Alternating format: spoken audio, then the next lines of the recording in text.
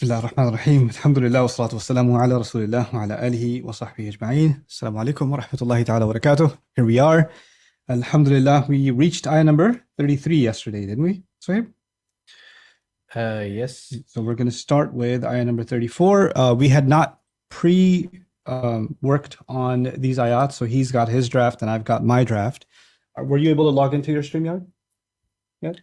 Oh, I was supposed to do that? Forgot all about that because you got to share your screen. Okay. So we're going to do On it? Let me get that for you because you might have a hard time logging in. Let me email it to you, yeah? So we're actually starting on ayah 35, inshallah. 35, okay. I'm sending you the link now. I've got the link, don't worry. The new one? I think so. It won't be yesterday's. I'm not using yesterday's, I'm using today's. Okay. Who sent it to you? You did? The StreamYard link? Okay. I have my ways. You do. Share your screen so I can share it.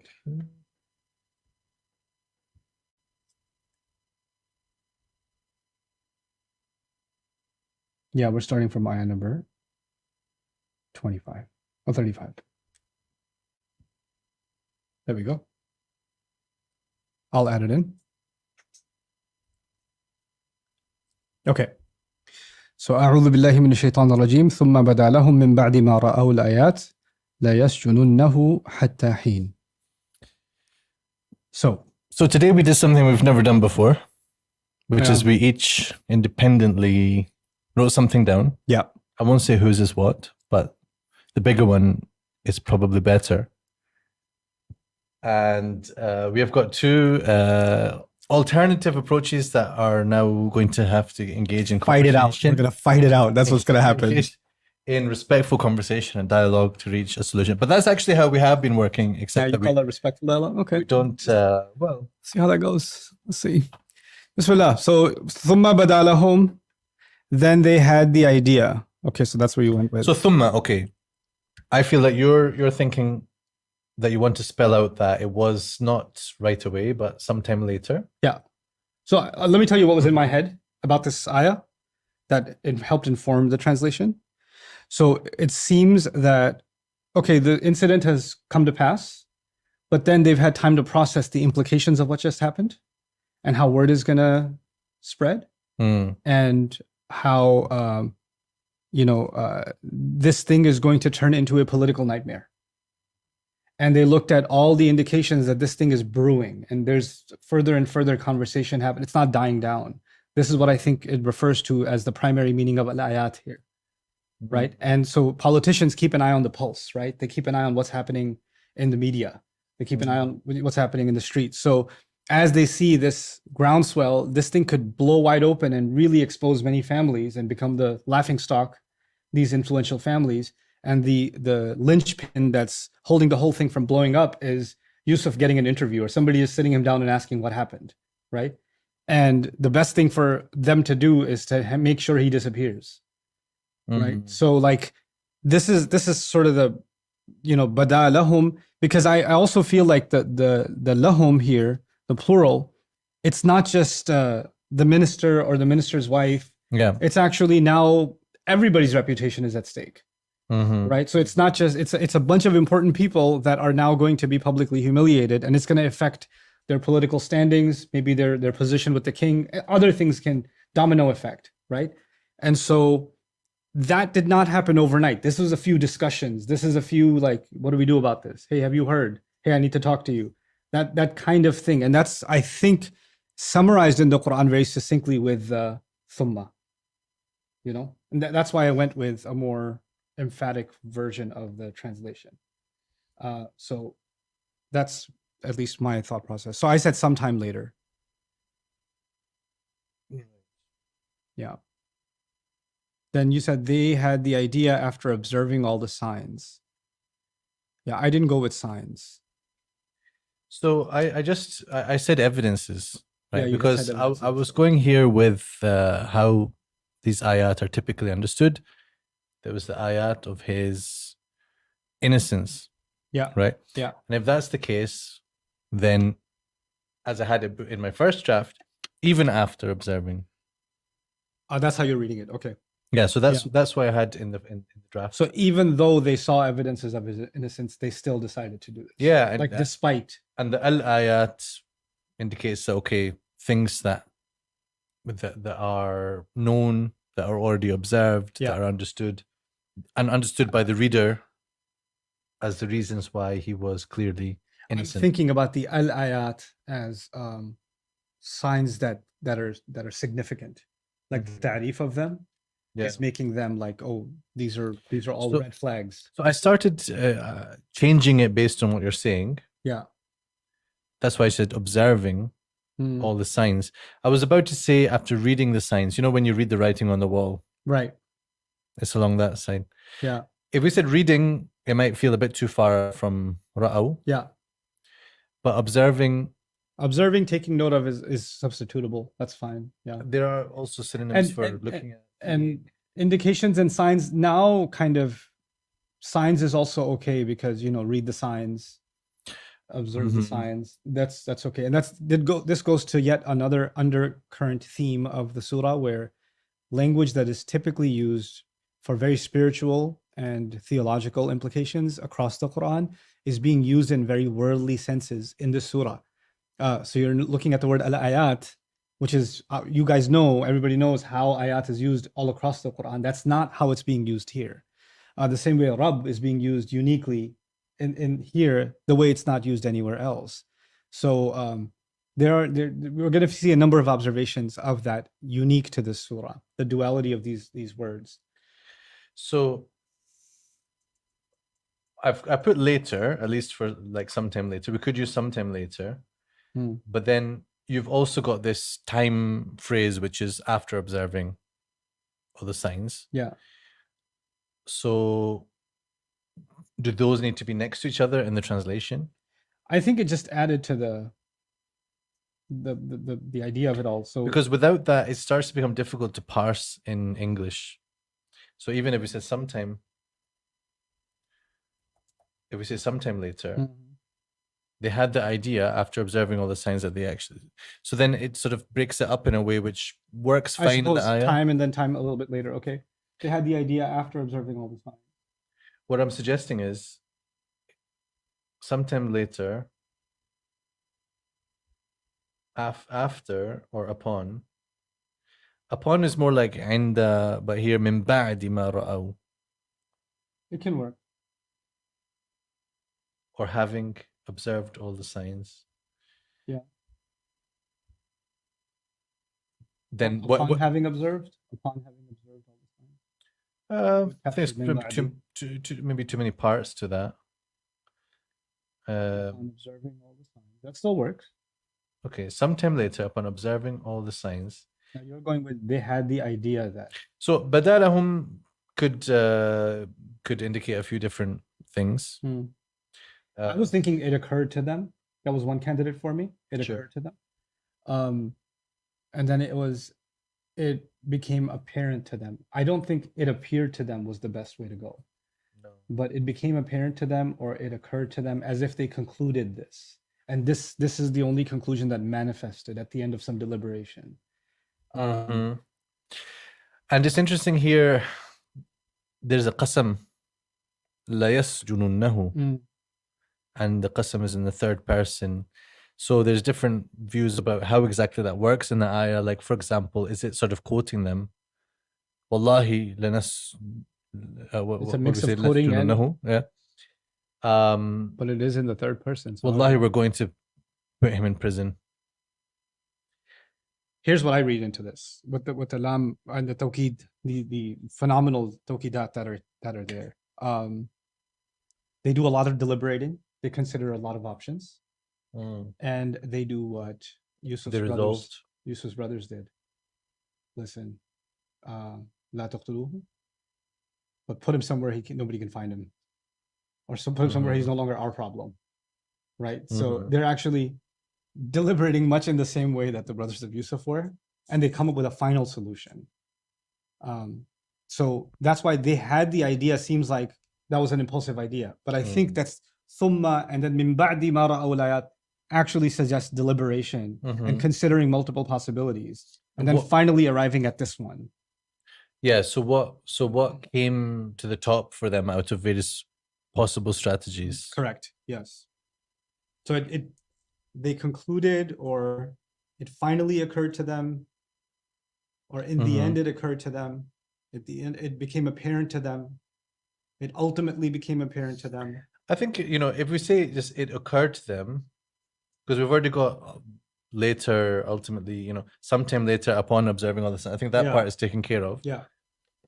It occurred to them. It still sounds like an idea popped into their head. Right. That's not what we're going with here. It seemed right to them. But then we're departing from Bada. A little bit. But something rising to the surface. It became obvious to them. I think that's the way to go. Okay. Because it has the meaning of Bada. Or became clear to them. Yeah, you could clear to them. Or obviously there's no other way to go. Like they looked at the ambiguity of all the other options. They're left with no other option than this. Yeah. I think that's good, because what I've tended to understand from, bearing in mind that I'm a reader of translations before I've become a researcher and then translator. Right. Before that, I've grown up reading the translations. Right. And those translations put an idea in your head, Yeah. بدالي من بعد ما قرأت الترجمات. So, but what it always seemed to me is that it occurred to them is a word that does appear in some translations, and I understand the use of it, but I think that the way we've now worded this fits better within the sense of the story that's being built here. In. Yeah, it's not like, and then they thought, you know what, we may as well just put him in prison. Yeah. ثم بدا لهم من بعد ما رأوا الآيات لا يسجننه. Yeah, I saw some translations. I think it was Sahih International that I just kind of stumbled upon that said the Aziz should throw him in, but that's not what's being said here. The plural is, I don't know if there's another qira'ah لا يسجننه, but there's a hum all across. So I doubt that would be one. Yeah, I can check if there's even not a canonical one, but no, I used undefined before. They should imprison him for an undefined term. Yeah, that's why I'm putting it in. Yeah. Because I just said for a while, but undefined, if you think about someone having a sentence, would they call it what? Indefinite. Yeah. Indefinite. Indefinite seemed permanent. Right? I'm gonna حتى حين, yeah, sure. But undefined seems more like, okay, the nakira for heen is being used. A lot of translations have gone in for a while, right? But it seems deliberate that the nakira here is not just for a while. There's something more planned out about this, because they have thought about this, right? Listen, let's not put a time limit on this. Let's see when these waters calm down, then we'll revisit this issue. For now, let's not define it. And so hatta heenin is kind of their term for solving this problem. So the reason I put actually should was kind of in reference to the fact that she said, if he doesn't do what I say, I swear he will be imprisoned. So although he turned out to be innocent, they decided they actually should. So that might be the reason for the kind of emphasis, right? The way you've put it is that they will make sure to imprison him. I'm thinking now, maybe the reason I went with make sure to is that their resolve is very strong now, because this is the only option. Listen, make sure he goes to jail. Make sure that this is done quickly. Yeah, they must imprison. Yeah. I was trying to get away from must, because it wasn't lam al-amr, or they should, or they must, but it kind of is too, in a strange way. I mean, should is compatible with must. It can mean the same as must. Sometimes I'm speaking English and I accidentally go, I say father instead of must. Right? Must and should can mean the same, but should is just slightly softer, if you like. I think it should be harder, because they're hell bent on this. La yasjununnahu. The a while makes it soft, right? So it's counterintuitive. How can you have such strong language ending with a soft phrase? We have to imprison him for a little bit. Like, it doesn't make sense. They're not going together. So the undefined term makes more sense here, and they must imprison him. I mean, if I was giving a talk, I wouldn't say this. I would say they absolutely must imprison him. They absolutely have to imprison him. Sure. Yeah. But the must, contains that. In written form. Yeah. It just hurt me a little bit that mine's erased now, but it's sometimes I'll get used to it. No, well, how do you know? All I did was replace mine with yours. See, it hurt you too. That makes me feel better. See? I learned this from people. Some people only feel better when somebody else is hurt too. Now I'm okay. Okay. Okay. You want iqtibas? Okay. We'll do iqtibas. Okay. So you can also say have to or had to. But I think must. Must is good. Must is good.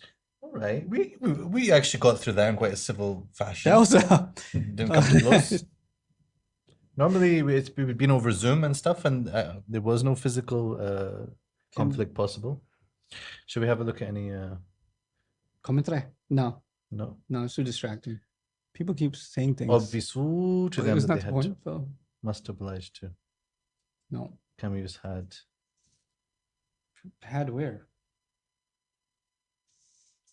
Okay. Obvisu to them that they had to. Ustad's text is kept, I think. Somebody wrote in all caps. Thank you, lit Arabics. Lit or right. Okay. So that's fine. We successfully, finished working on this ayah. Let's look at the next one. Right. And 2 young men entered the prison alongside him. And I said, along with him, 2 young men entered prison. And I wanted to stress the along with him. Sure. And I wanted to kind of capture that sequence. I see that. And make him the protagonist of the sentence too. Right. Yes. We read a bunch in Tafsir al-Alusi around the order and stuff here. Not all of it is relevant to the question of translating it.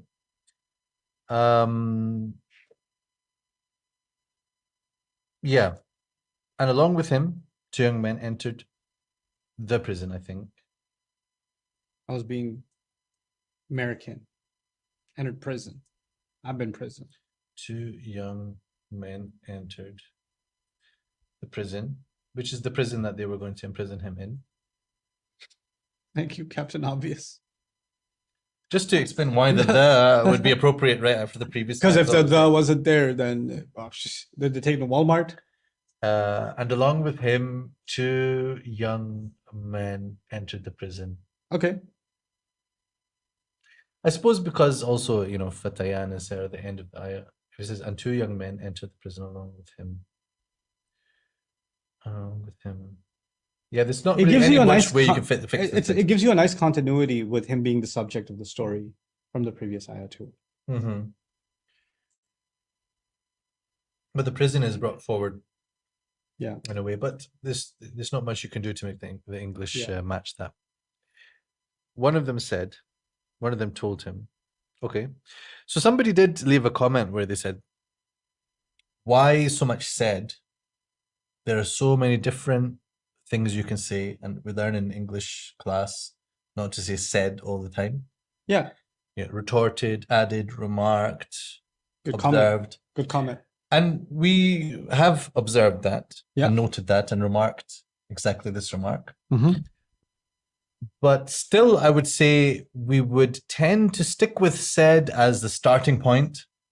And we wouldn't change it just for the sake of changing it because the English teacher is going to tell us off that why did you keep saying said? Why do you keep using very? Say truly, absolutely, abundantly, joyously. That's fine in English class, right? But then I have a problem sometimes when I'm reading some Quran translations that the person is getting a little bit too excited about changing the said into all sorts of things. And in doing that, they're limiting the possibility of you reading different kind of tones into it. Said is like the plainest, right? Yeah. And look, Allah subhanahu wa ta'ala has used qala in most of these things. He could have had saha wa allaqa wa, many, many things in Arabic as well. Well, Yeah. he used qala as a standard thing. To vary that a little bit, I'm definitely in favor of, but only a little bit. I think there are places in which varying is more justified than others. I think that dialogue is one of those places. He said, he responded, he asked, he thought, like you could do that. Because again, you could have ajaba, Right. Yeah. radda alayhim. The other thing is the literary form of the Quran and of classical Arabic, it doesn't necessarily employ a variety of vocabulary.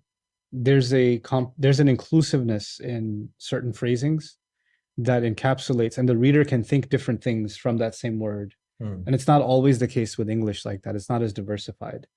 So, and said and told, I mean, I think of them as almost.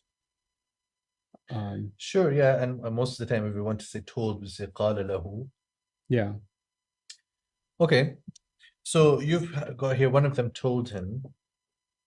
Only Sure. because I was interested I in do the like that. continuity of. Yeah, it does make sense. Yeah. So lahu is obviously understood here. It's not spelled out, but it's understood. He wasn't saying it to anybody else. Told him. So I along with you, I was thinking about the continuity. Inni ara. So in the Tafsir al-Alusi, he explains this as المضارع لاستحضار الصورة الماضية. Okay. And he didn't suggest another possibility of that. Okay. The same applies later when the king is having his dreams. Inni ara. He's doing the same thing. It's how vivid it is. Yeah, it's just to call to mind something and speak about it in the present, even though it was something that he saw last night. I was thinking about like inni ara fil manami anni adbahuka. Like I keep seeing it. Yeah. And it's the same according kind to one of the structure. understandings of it. Yeah. And I think that does work here. Because it's becoming disturbing, right? It keeps happening. And it's not so it could be I keep seeing. Yeah. The way I've tried here is I'm seeing myself, where you can have the possibility of multiplicity, but also not. Maybe, but I don't know if that really works, because I think it comes across as multiplicity, but not very clearly. And whereas I keep seeing, at least, is definitely on one side of that. Yeah. Or it could be I see myself. I liked having visions because kind of fuses the meaning of seeing and dreaming. Yeah, but we also have an English expression of seeing things. I'm seeing things. That's more like hallucinating, though. But what's the difference between hallucination and a vision? Now you got me. I mean, they probably understood that seeing things. Hallucination is generally understood to be, well, that's not real. Yeah. Whereas a vision probably is used for where there could well be a meaning and a communication, especially if within their context they had a certain understanding of the power of visions. It's important to say to the audience that the Arabic did not use the word dreaming directly. Yeah. Even though ru'ya can have the meaning of dream. Well, from ra'a, you can have ru'yatun. Yeah. And ru'ya with an alif. Right. And you can have also ra'i. Right. Which is opinion. Opinion. The first two, in theory, they're just two masters for ra'a, to see something.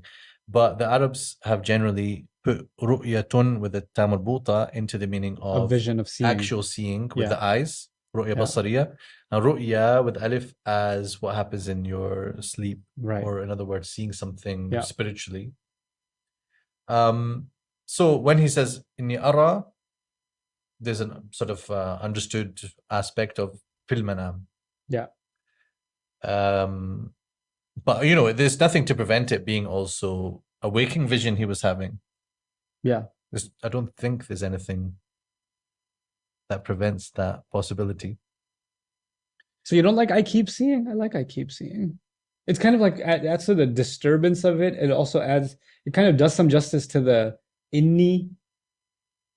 I do like it. It's just it's a clearly commitment to this way of reading it. The content, the repeated occurrence of it.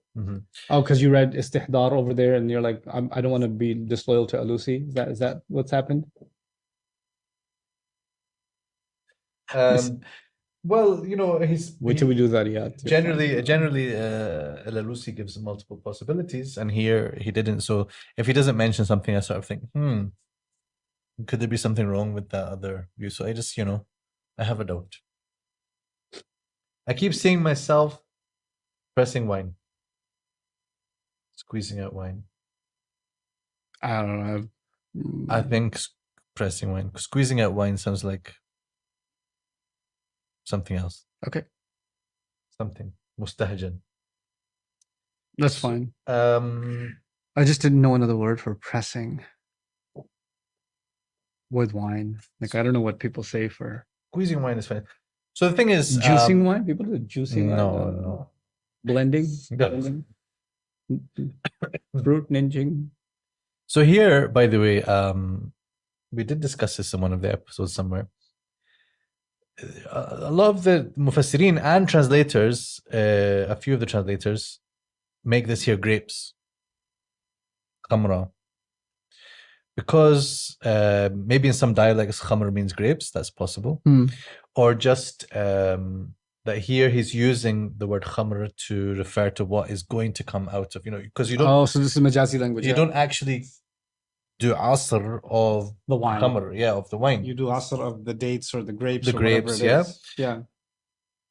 And so there's various ways to solve this, apparent conundrum. But there was something that occurred to us when we were reading, especially in the Tafsir of Al-Razi. It's mentioned that Mujahid said, and then there's a little story, a narration that goes along with this ayah, that he said, I went into a garden and I see some grapes, and I take the low-hanging grapes and then I squeeze it, and out comes wine directly from my hand into the cup, right? And it turns out that's exactly how actually it's worded in the Bible. So this particular narration is clearly influenced by the biblical account. As for the ayah itself, it could also be saying exactly that, but in a much more eloquent way. A'asru khamra is like I'm squeezing, and then instead of saying the grapes, it takes you to the end result. Right. So I'm squeezing wine, like directly, wine directly from the grape. Instead of what would normally happen is you get juice, and then it has to be fermented and turned into wine. Right. And after all, this is a dream. So it's possible in a dream that he says, just skip the steps. So A'asiru khamra to me is actually a very, very beautiful wording. Superior to other things that you might expect when you say, oh, khamra. I'm sure pretty much everybody uses pressing wine, but that's fine. I'm okay with using what everybody else uses. So, yes, but I'm saying they might not have thought about it as much as we did. Okay, yeah. It's okay with the conclusion. Is watching fine. Like, did you just say that? Did you just? Well, that's fine. No, that's fine. That's fine. It's just the point is that you want to do what you're doing. Ala bayyina. Yeah, good one. Distillation of wine. Yes. Lane's lexicon does say khamr also signifies grapes. Yes, it does. Extracting wine sounds fine. Yeah. You can't juice wine. So why a number have gone with pressing grapes, which is justified as for the reason that we said. But a lot have said pressing wine. There's nothing new about it. Yeah. I just thought I'll share something. Sorry for sharing some information. Right. And the other said, we could say, instead of told him this time, because you said for variety, I keep seeing, or I see myself, this could be like, again, I want to use the same because, I keep seeing myself do this, and I keep seeing myself do this. Yeah. There's something called iktifa, which might exist in English as well. But, look at the Arabic. There's actually a kind of takrar here. Yeah.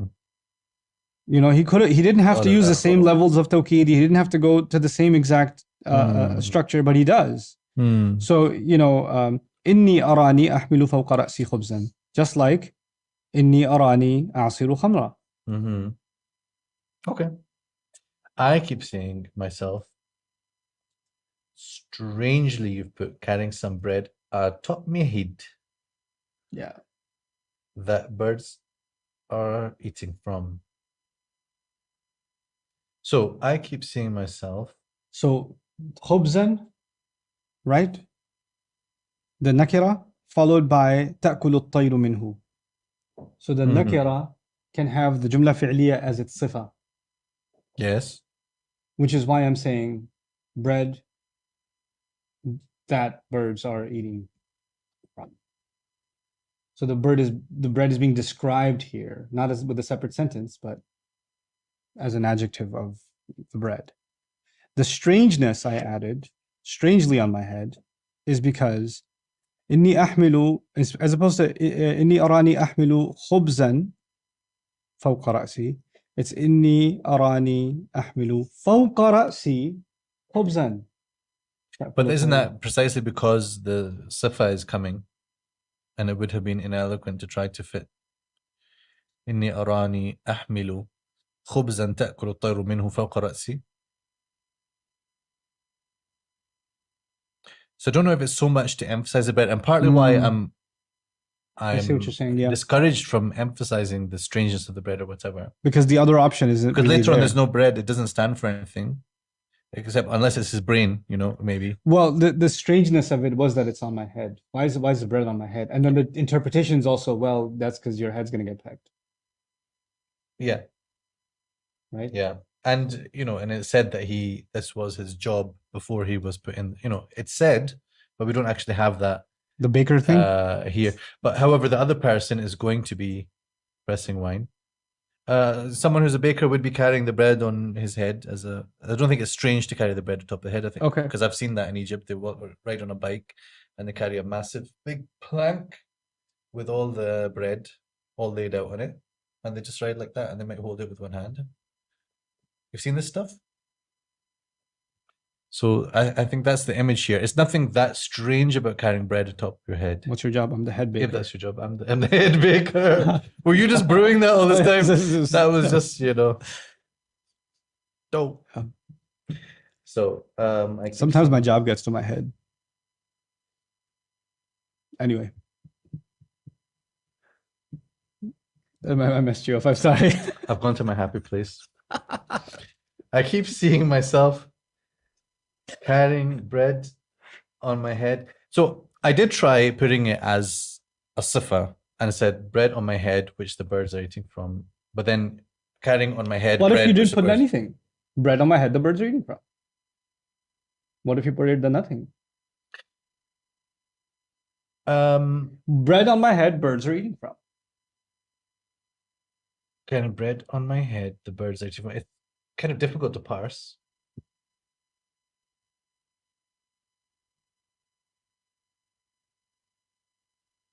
No, it's not. How's it difficult to parse? I keep seeing myself carrying bread on my head. The birds are eating from. That the birds are eating from. Which the birds are eating from. Difficult. Yeah, I mean, like it works when you say it nice and clear.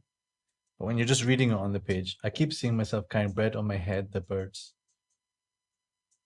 On my head, the birds are eating from.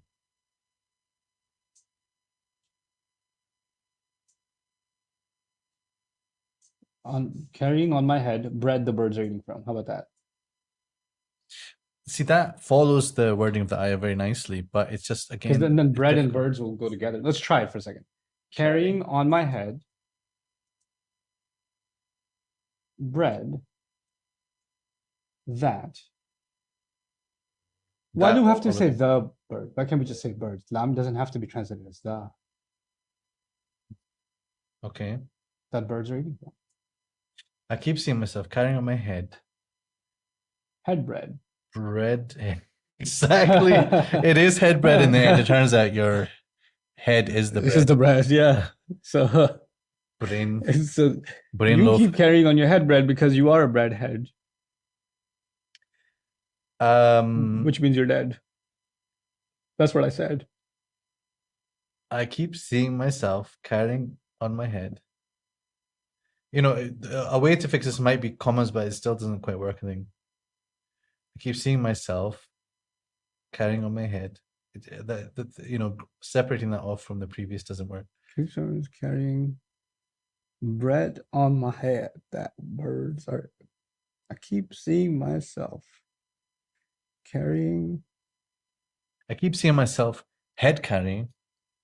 Head carrying, birds eating. I keep seeing myself head carrying. Right? Seagulls. Hmm. I keep seeing myself carrying on my head bread. So it's grammatical now, Yes. but it's just like on my head bread. I think it's hard not to see it that way as head bread. I keep seeing myself carrying my head bread. I keep seeing myself on my head carrying bread. I can't, I don't know. It rhymes. It's not our fault that head and bread Let me try this. rhymes. Let me try this. Look.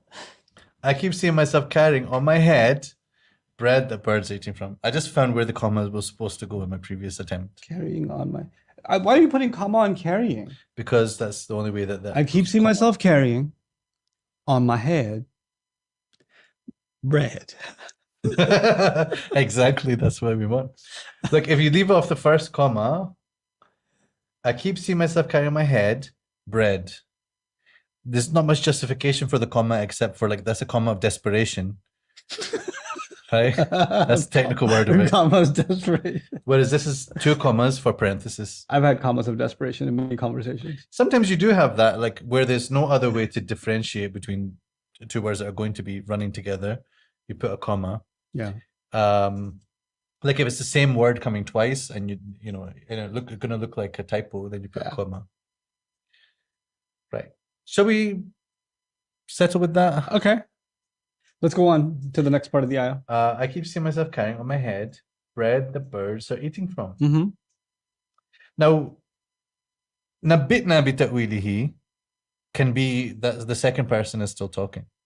But here I was just thinking about this. Together. Now, they're saying it together. Hey, come on, just tell us. Yeah. So I went with. And bi ta'wilihi, by the way, as well, is either referring back to, if he's just talking, continuing his speech, then it can refer back to his own, which is a bit بِكُلِّ unfair. مَا قُلْنَاهُ. Exactly. Right. But then, so it's a bit awkward to kind of end one quote and start another quote just like that. Mm-hmm. So keep going, yeah.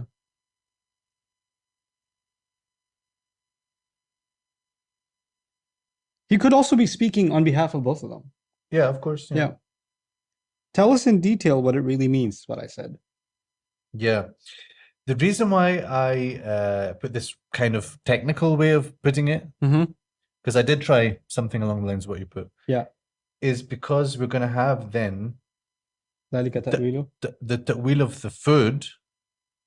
At least that's one interpretation. We're going to have to debate that in the next ayah. Right. Is it the ta'wil of the food or the ta'wil of the dream that he says he's going to bring? You know, إلا نبأتكما بتأويله قبل أن يأتيكما. So بتأويله, some said ta'wil of the food that's coming. Yeah, I'm sure you give like a whole lecture about it.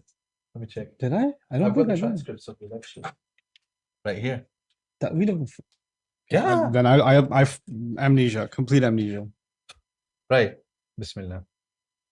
Well, because when they say the ta'wil of the food, what that's understood to mean is, you know, the description of the food. I'll tell you all about that food even before it comes. The mealtime is going to come, and I'll tell you exactly what you're going to have. How many beans, how many peas,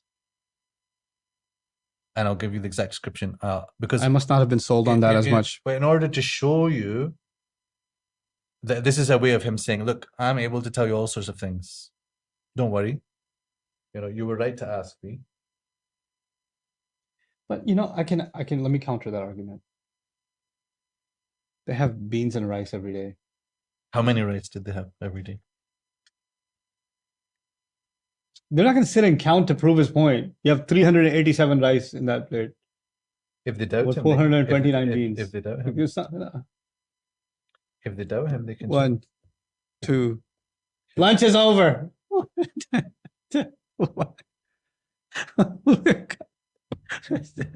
It's not like there's a menu option in the prison Yes. Like, hey, would you like can I get you something to drink? Like that's not Well, happening. exactly, but he's gonna know exactly what. Well, anyway, that's. I'm not saying that is the answer. I'm just saying it is one I'm of wondering the if we're gonna have mush and two water today or water and mush. famous opinions regarding it. So yeah, look, you said exactly this. The only way they know what time things are is when the gatekeeper opens the gate and food comes in, and even the food coming in may not actually be consistent thing. Like they have a weekly schedule. Today we're going to have soup. Tomorrow we're going to have chicken or whatever. Whatever they give you, and you eat. I'm quoting you by the way. Oh yeah. I'm going to get to see hints in the language of the ayah how he's not even sure what's going to come, and they're not sure when it's going to come or what's going to come. So there's kind of an unknown once for the next time we're going to get fed type scenario inside of the prison, but they know that they've been hungry for a while and it's around the time. Only so fast that it becomes So illegible. now he's inside the prison. They find the opportunity to talk to him. Okay, so this is talking about something a little bit different. Is that the do you personally do you see that as the first implication or equally valid implication? Equally strong? I can't remember whether I feel that. Okay, so look, except I would have informed both of you what the interpretation of the dream is. Now, some scholars did argue that really his interpretation is referring, the 8 is referring to the food. They said the Yusuf alayhi said, listen, I'm going to tell you what food is going to come today before it gets here. And say this is part of the miracle of Allah. Ibn Ashur kind of argues what I was thinking anyway, and that seems off topic. Right? Ibn Ashur maybe said, okay, that possibility doesn't really seem to fit the context very well. Right. And then he says, using exactly the same words, the people that were sitting there listening to him, they would have understood to mean what they asked about, not the food. Like, I'm not telling you today you're going to get tomatoes or cucumbers or whatever. That's not what he said. He's saying before the food gets here, I'll tell you what the dream means. Okay. That's my inclination now. Still. Okay, there you go. At least you said it. At least you. I did acknowledge it. That's the honesty of presenting our tradition. Okay. So what I was saying is that the reason I went for this interpretation was just so that I could use that word in the next place, because if I said what it really means, you can't say what the food means. That didn't fit. Okay. But if we're going to go with, just stick with the. Well, you can't interpret the food either. Ta'wil, yeah. Yeah, but ta'wil, yeah, I know. Listen, I'm a tafsir person. I'll interpret anything. Right. You bring me interpret it. I'll do tafsir of your food, don't worry.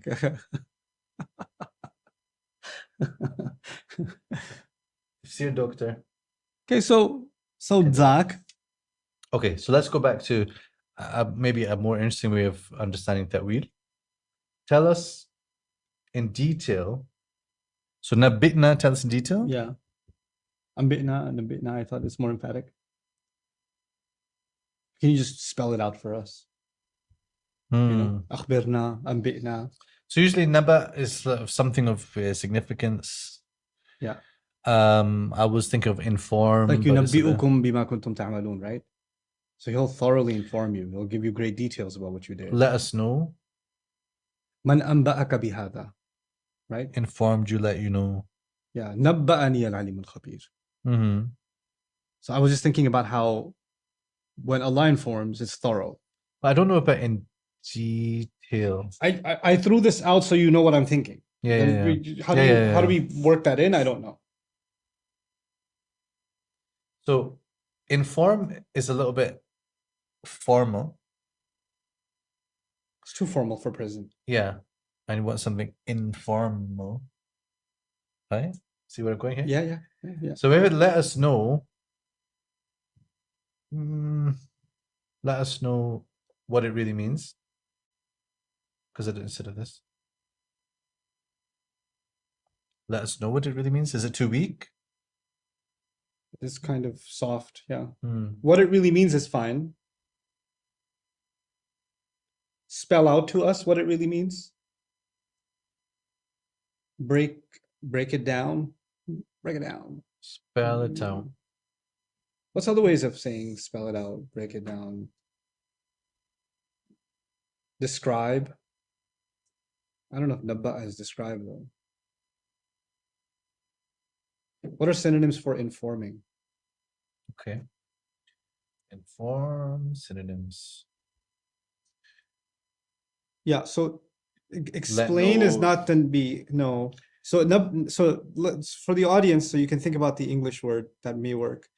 The word anba'a, the verb, means to inform. Please advise. I don't know if Please revert. You get this in some emails. So I'm having doubt about Kindly being, revert. please. Brief, prime, enlighten, keep posted. Enlighten might work. But that's still too eloquent for a couple of guys in jail.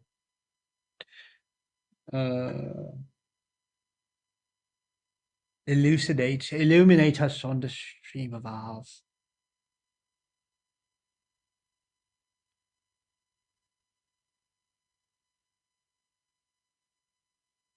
I still like mine. I know you don't, because it's wordy. Yes, tell us is direct, but it's not too eloquent, but telling us does not give you the stress maybe that I'm trying to capture inside the taf'il form of the verb, which is expressed other places in Quran. Like I think that if you're just telling something in brief, or telling something just telling, then anba'a is more common. And naba'a is going out of your way to say something. So the tahrim is a good example of that. Inform. Let in on. So I'm kind of thinking they now assume that he's understood it. And now let us in on what you know. Share some of that knowledge with us. Yeah. So some of these synonyms that we're looking at here, like fill in, it's not really going to work here. Let in on. Plain to praise, enlighten, brief. Fill us in. Communicate. So you said tell us. I'm not sure about the in detail. You said tell us what it really means. The really has got the stress helps with that aspect of. I was going with really because ta'wil is what's behind it in reality. Yes. That's why I was going to tell us what it really means. But we can settle with tell us. It's fine. I think it's satisfactory. Okay. Tell us what it really means. And then you've got we genuinely see you. Yeah, inna naraka. Yeah. Because of the inna. Yeah.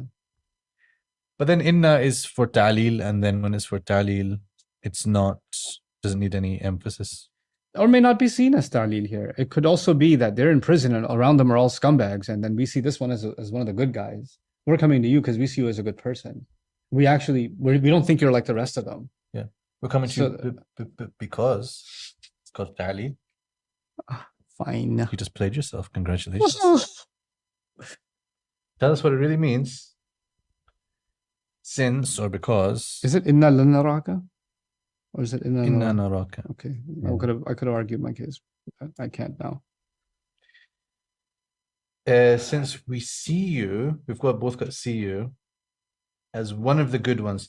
So okay, let me let you in on some things to the muhsinin. So here they say Al-Muhsinin can be الذين يحسنون تأويل الرؤيا, experts in this. Right? We see you as an expert, as one of the experts, or skilled people. Some said من العلماء, knowledgeable people.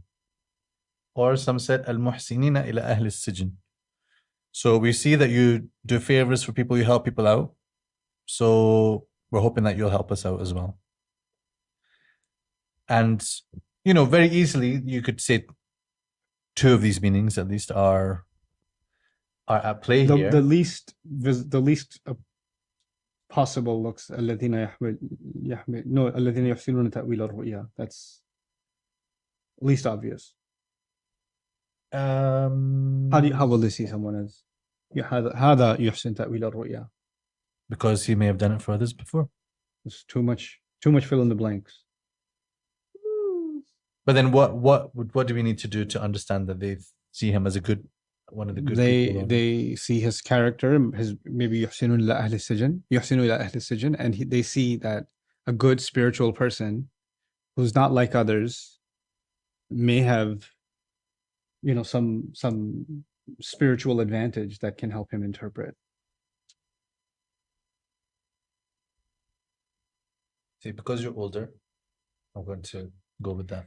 One of the good ones, a type of good person. I had really bad options before, but somebody asked us a question about min. We should address that. من الصادقين Yeah. أو من الكاذبين. Yeah.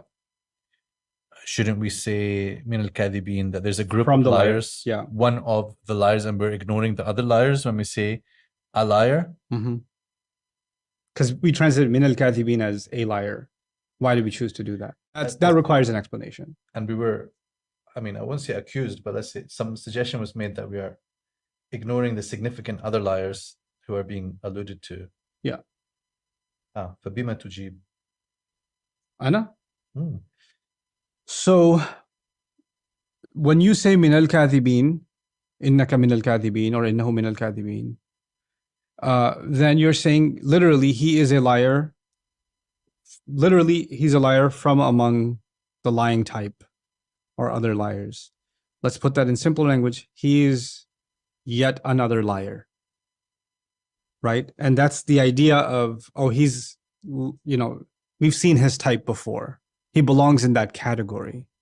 It's not necessarily spelling out a group of liars. That can be a secondary meaning, but this kind of phrasing is used to categorize someone as something. And the way you can do that in the English language is to categorize someone with, you're a liar. That doesn't mean you're lying right now. This is you belong in the category of people we call liars. You're a liar. You're a criminal, means you belong among the criminal class. So we don't have to say in English, you're from among the criminals. Actually, you can just say criminal or convict or whatever, and you've already labeled a person to belong to a group. Yeah. And in fact, if you said وَهُوَ كَاذِب, it could just mean, and he's lying. Yeah, it could. Yeah. Right? So he's lying now on this account. وَهُوَ مِنَ الْكَاذِبِينَ. As Mufassirin explain, this kind of expression shows that there's some kind of entrenched quality, entrenched attribute, that person is a liar through and through. That's why when we say, if the translation is, and he is a liar, or he is, what do we say, a truthful man, something like that? He's an honest man. An honest man. So in that case, it's saying this is his quality and characteristic. Yeah. So, I mean, this question comes up also, أبى واستكبر وكان من الكافرين. Right. So Iblis, when he rejected, yeah. So does that mean there were other kafirin around and he joined them? That one might have some way of understanding in that way, but typically we would say, okay, he was like the first to go down this path of kufr. But what it means is that he became fully immersed in that attribute. Yeah. And even defining of that attribute. هذا والله تعالى أعلم. So that's where the a liar came from. Okay. He replied. He responded. So similar kind of idea. Yeah. He replied is fine. It's simpler. Simpler. It's simpler. Yeah. So the food which you're provided won't come to you without me telling you its interpretation before it reaches you. That's my draft. Okay. Here's one. The meal you will be fed. I quite like meal actually. Will not arrive for you, except that before it arrives for you, I will have told you in detail what to do. Because there's an itna. قبل أن يأتيكما. Yeah. Like he went out of his way to assure them before the food. Like, so he's doing that because they're really concerned about, bro, are you going to mess up our lunch break? So that's why I went literally with what's happening in the language of the ayah about that repetition. I did play a little bit with the sequence. So the sequence in the ayah is لا يأتيكم طعام ترزقانه. طعام is nakira. Keep that in mind. Right. Oh yeah. Yeah. I forgot about that. I didn't consider that. There won't be a meal.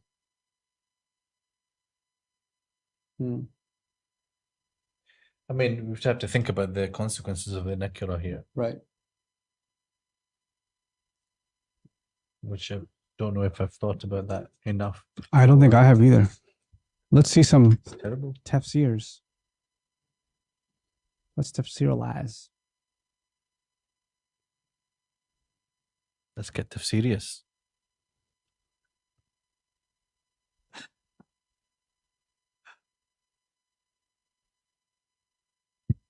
I'm going to open Razi first. What you Ooh. say? Okay. I left Razi at home today. I got Razi on my laptop. If he said anything about it, I'd probably remember, to be fair. Yeah, he is your friend.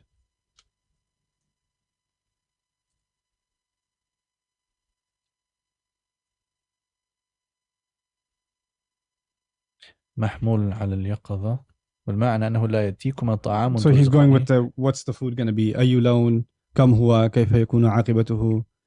أي إذا أكله الإنسان فهو يفيد الصحة والسقم وفيه وجه آخر. Okay. إلا أخبرتك أن فيه سما أم لا. هذا Yeah. هو المراد من قولي لا يأتيكما طعام.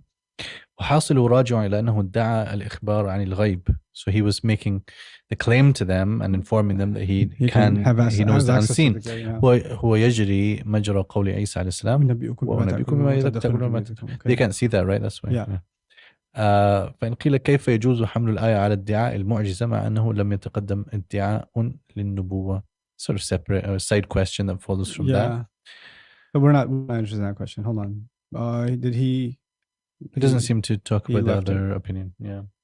You want Ibn Ashur this thing? Yeah, I brought Ibn Ashur. This, by the way, is the every time I hold up a book. This is the exotic copy that none of y'all are gonna have. That's what he's saying. I have the cheap copy that he recommended.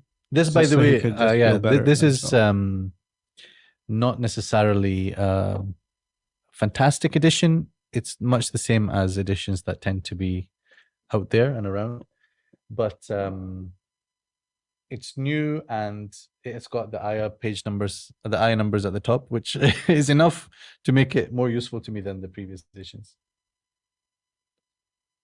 There's still work to do on just even fixing typos, which is very disappointing in a work of this importance. Anyway, Yusuf 37. So what a question we were looking at for, why is ta'amun kind of nakra? It would be because any ta'am.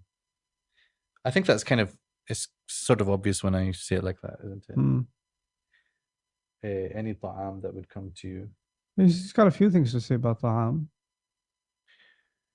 ووصف الطعام بجملة ترزقانه تصريح بالضبط بأنه طعام معلوم الوقت لا ترقب طعام يهدى لهما بحيث لا ينضبط حصوله.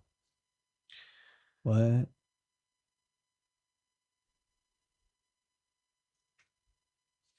But then it does then sound more like when you think about that, then that we're talking about the ta'wil of the ta'am, because why is so much specification on any meal that comes to you at its appointed time? Yeah.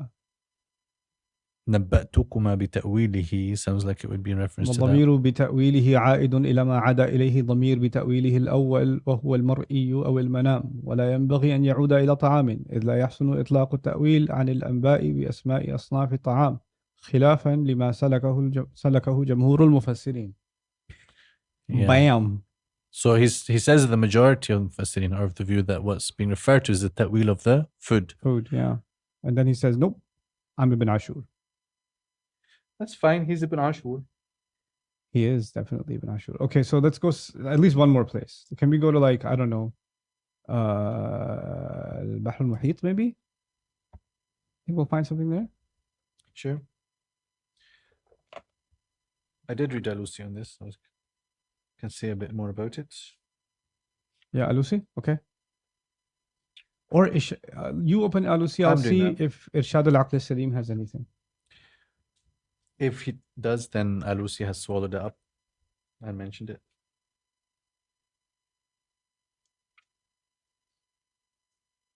Okay.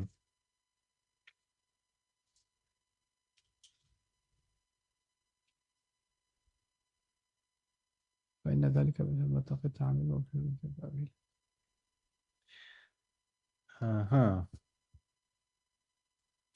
أي لا يأتيكما طعام في حال من الأحوال إلا حال ما نبأتكما به بأن بينت لكما ماهيته وكيفيته وسائر أحواله جمهور opinion. قبل أن يأتيكما، وحاصله لا يأتيكما طعام إلا أخبرتكما قبل إتيانه إياكما بأنه يأتيكما طعام من صفته كيت وكيت، وإطلاق التأويل على ذلك مع أن حقيقته في المشهور تفسير الألفاظ. This is your complaint. How can you تأويل of food? Yeah. المراد منها خلاف الظاهر ببيان المراد. بطريق الاستعارة فإن ذلك يشبه تفسير المشكل، أو أنه بالنسبة إلى الطعام المبهم بمنزلة التأويل بالتأويل والنسبة إلى ما رؤي في المنام شبيه له، ويحسن هذه الاستعارة ما في ذلك من المشاكلة لما وقع في عبارتهما من قولهما نبئنا بتأويله. I'm thinking Very something. good. Think, yeah. No meal will come to you. Mm-hmm. The nakira? Mm-hmm.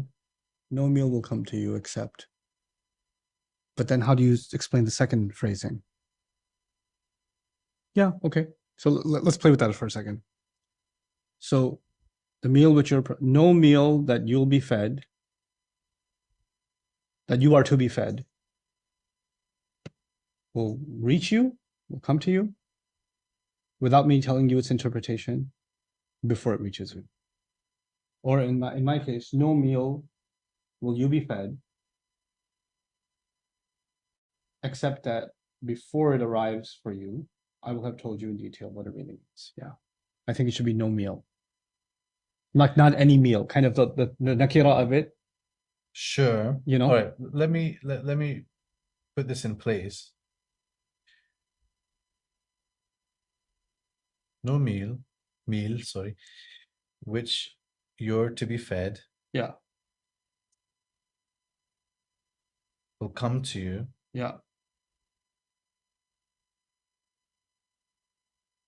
Except. Or how about without me? Without me first telling you. Except that I've told you is interpretation of words. I'll have already told you. Yeah. There's a.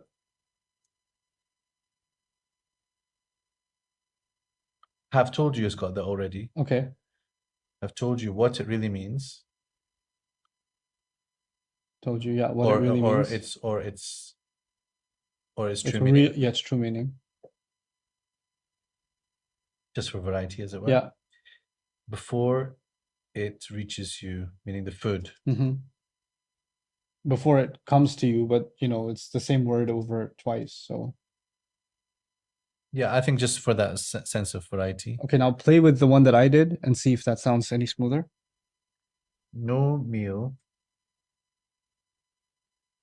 that you will be fed will arrive for you, except that before it arrives for you, mm-hmm. I will have told you in detail. So you can summarize that one. Except Yeah. that I'll have what? Told you its true meaning. So put that here. Told you. I will have told you its true meaning. Okay, so now let's read both. No meal which you're to be fed will come to you, except that I'll have told you its true meaning before it reaches you. Okay. No meal that you will be fed will arrive for you, except that before it arrives for you, I will have told you its true meaning. I like the sort of word order that in your version. That's why I played with it. So because let me see if I can just turn the first version into that. No meal which you're to be fed will come to you, except that before it comes to you. Let's just say before it reaches you, just yeah. I'll have told you its true meaning. That okay? Yeah. So I mean, one could still read this translation as being the meaning of the meal. Yes. So we're okay. Which I think we should retain. We should respect. I'm despite our convictions. Yeah, your convictions. Despite my convictions. Yeah, we need to respect that position. The problem is, yeah, I was leaning to your view, except that the Just the way- nakira of ta'am. So if he was saying the next meal, I'm going to tell you before the next meal, the ta'wil of your dream. I So would this find gave that some weight to the mystery of the meal. because ta'amun, any ta'am, and we Yeah. said no meal, then this could be multiple meals that are being alluded to, Okay. not the next meal specifically. So that makes me lean more towards what the Jumhur are saying. Got it. So, إني تركت ملة قوم. oh, okay. I thought that was how you're saying that you changed your opinion. No, I Okay. didn't change my opinion. No. Okay. Wow. It was cute. Strong, but- strong words. Okay. Yeah. Okay. So before that comes, this is part of. Yeah. So in a way, we had two different ways of seeing them in for a moment. Yeah. So I like the part of. Yeah, that's part of.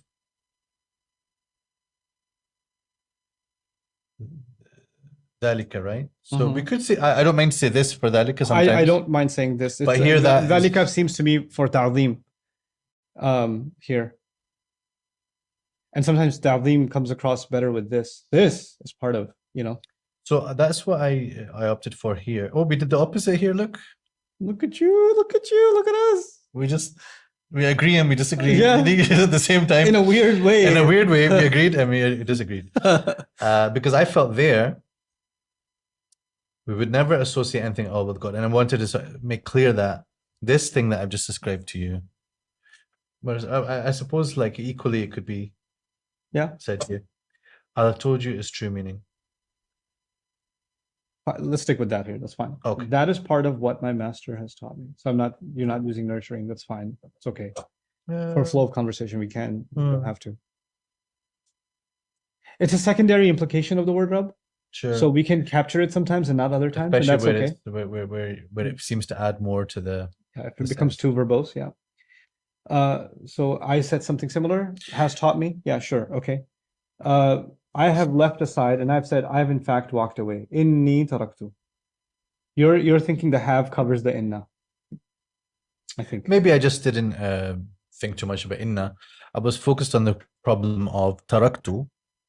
Because taraktu could have the implication of I used to have it and then I left I it. used to do I used to, and there's no implication that Yusuf alayhi salam was ever involved in that millah. Would walked away have the same implication? I think walked away is fine also. I think it just 'Cause I was sounds about to- strong, like I've walked yeah. away from. I was about to say left behind, but then left behind also for me sounds like I'm saying that he was in it. Left aside would be, I've seen it and I don't want I to. passed by it, yeah. But I feel like there's a strong, he could have stayed there. He could have chosen the easy life. That was right there for him to take. And he walked away from it and chose prison. I like the in fact also because he's stressing this upon these people. The fact of the matter is, guys, the reason I'm in prison here is because this is me walking away from something. Right? So anyway, so I said, in fact, I've walked away from the religion of a people. You said the same. So the inna, of course, has so many ways that it can manifest. Here, the emphasis might be of the case that it was difficult to do, or it's a challenging thing for people in general to do. Yeah. And I have actually done that. I don't know if it's got more implication than that. Because as soon as you add it in fact, it sounds like as opposed to your doubt, it's like I have in fact walked away as opposed to You might not know why I'm here, but in fact I'm here because I didn't reform in prison. In fact, I'm here because I'm not a criminal. If I had stayed out, I would have been a criminal.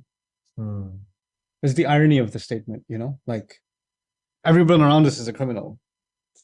I'm actually here happily because I'm speaking through to accidentally say the word actually. Okay. So, I mean, if we were to choose one of these, I would choose actually over in fact, just because in fact seems to want some commas. I have in fact, or in fact I have actually walked away. I'll take it. From the religion of a people who do not believe in God and who completely deny the next life. I'm okay with that.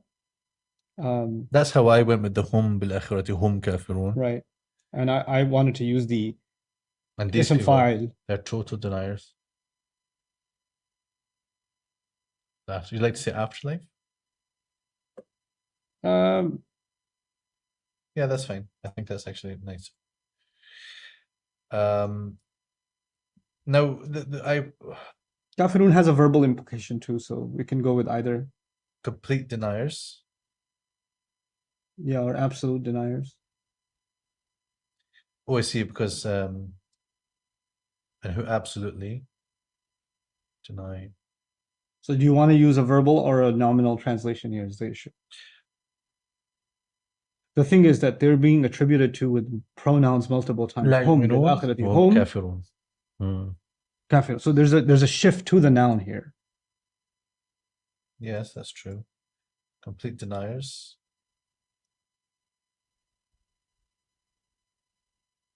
You've got total deniers.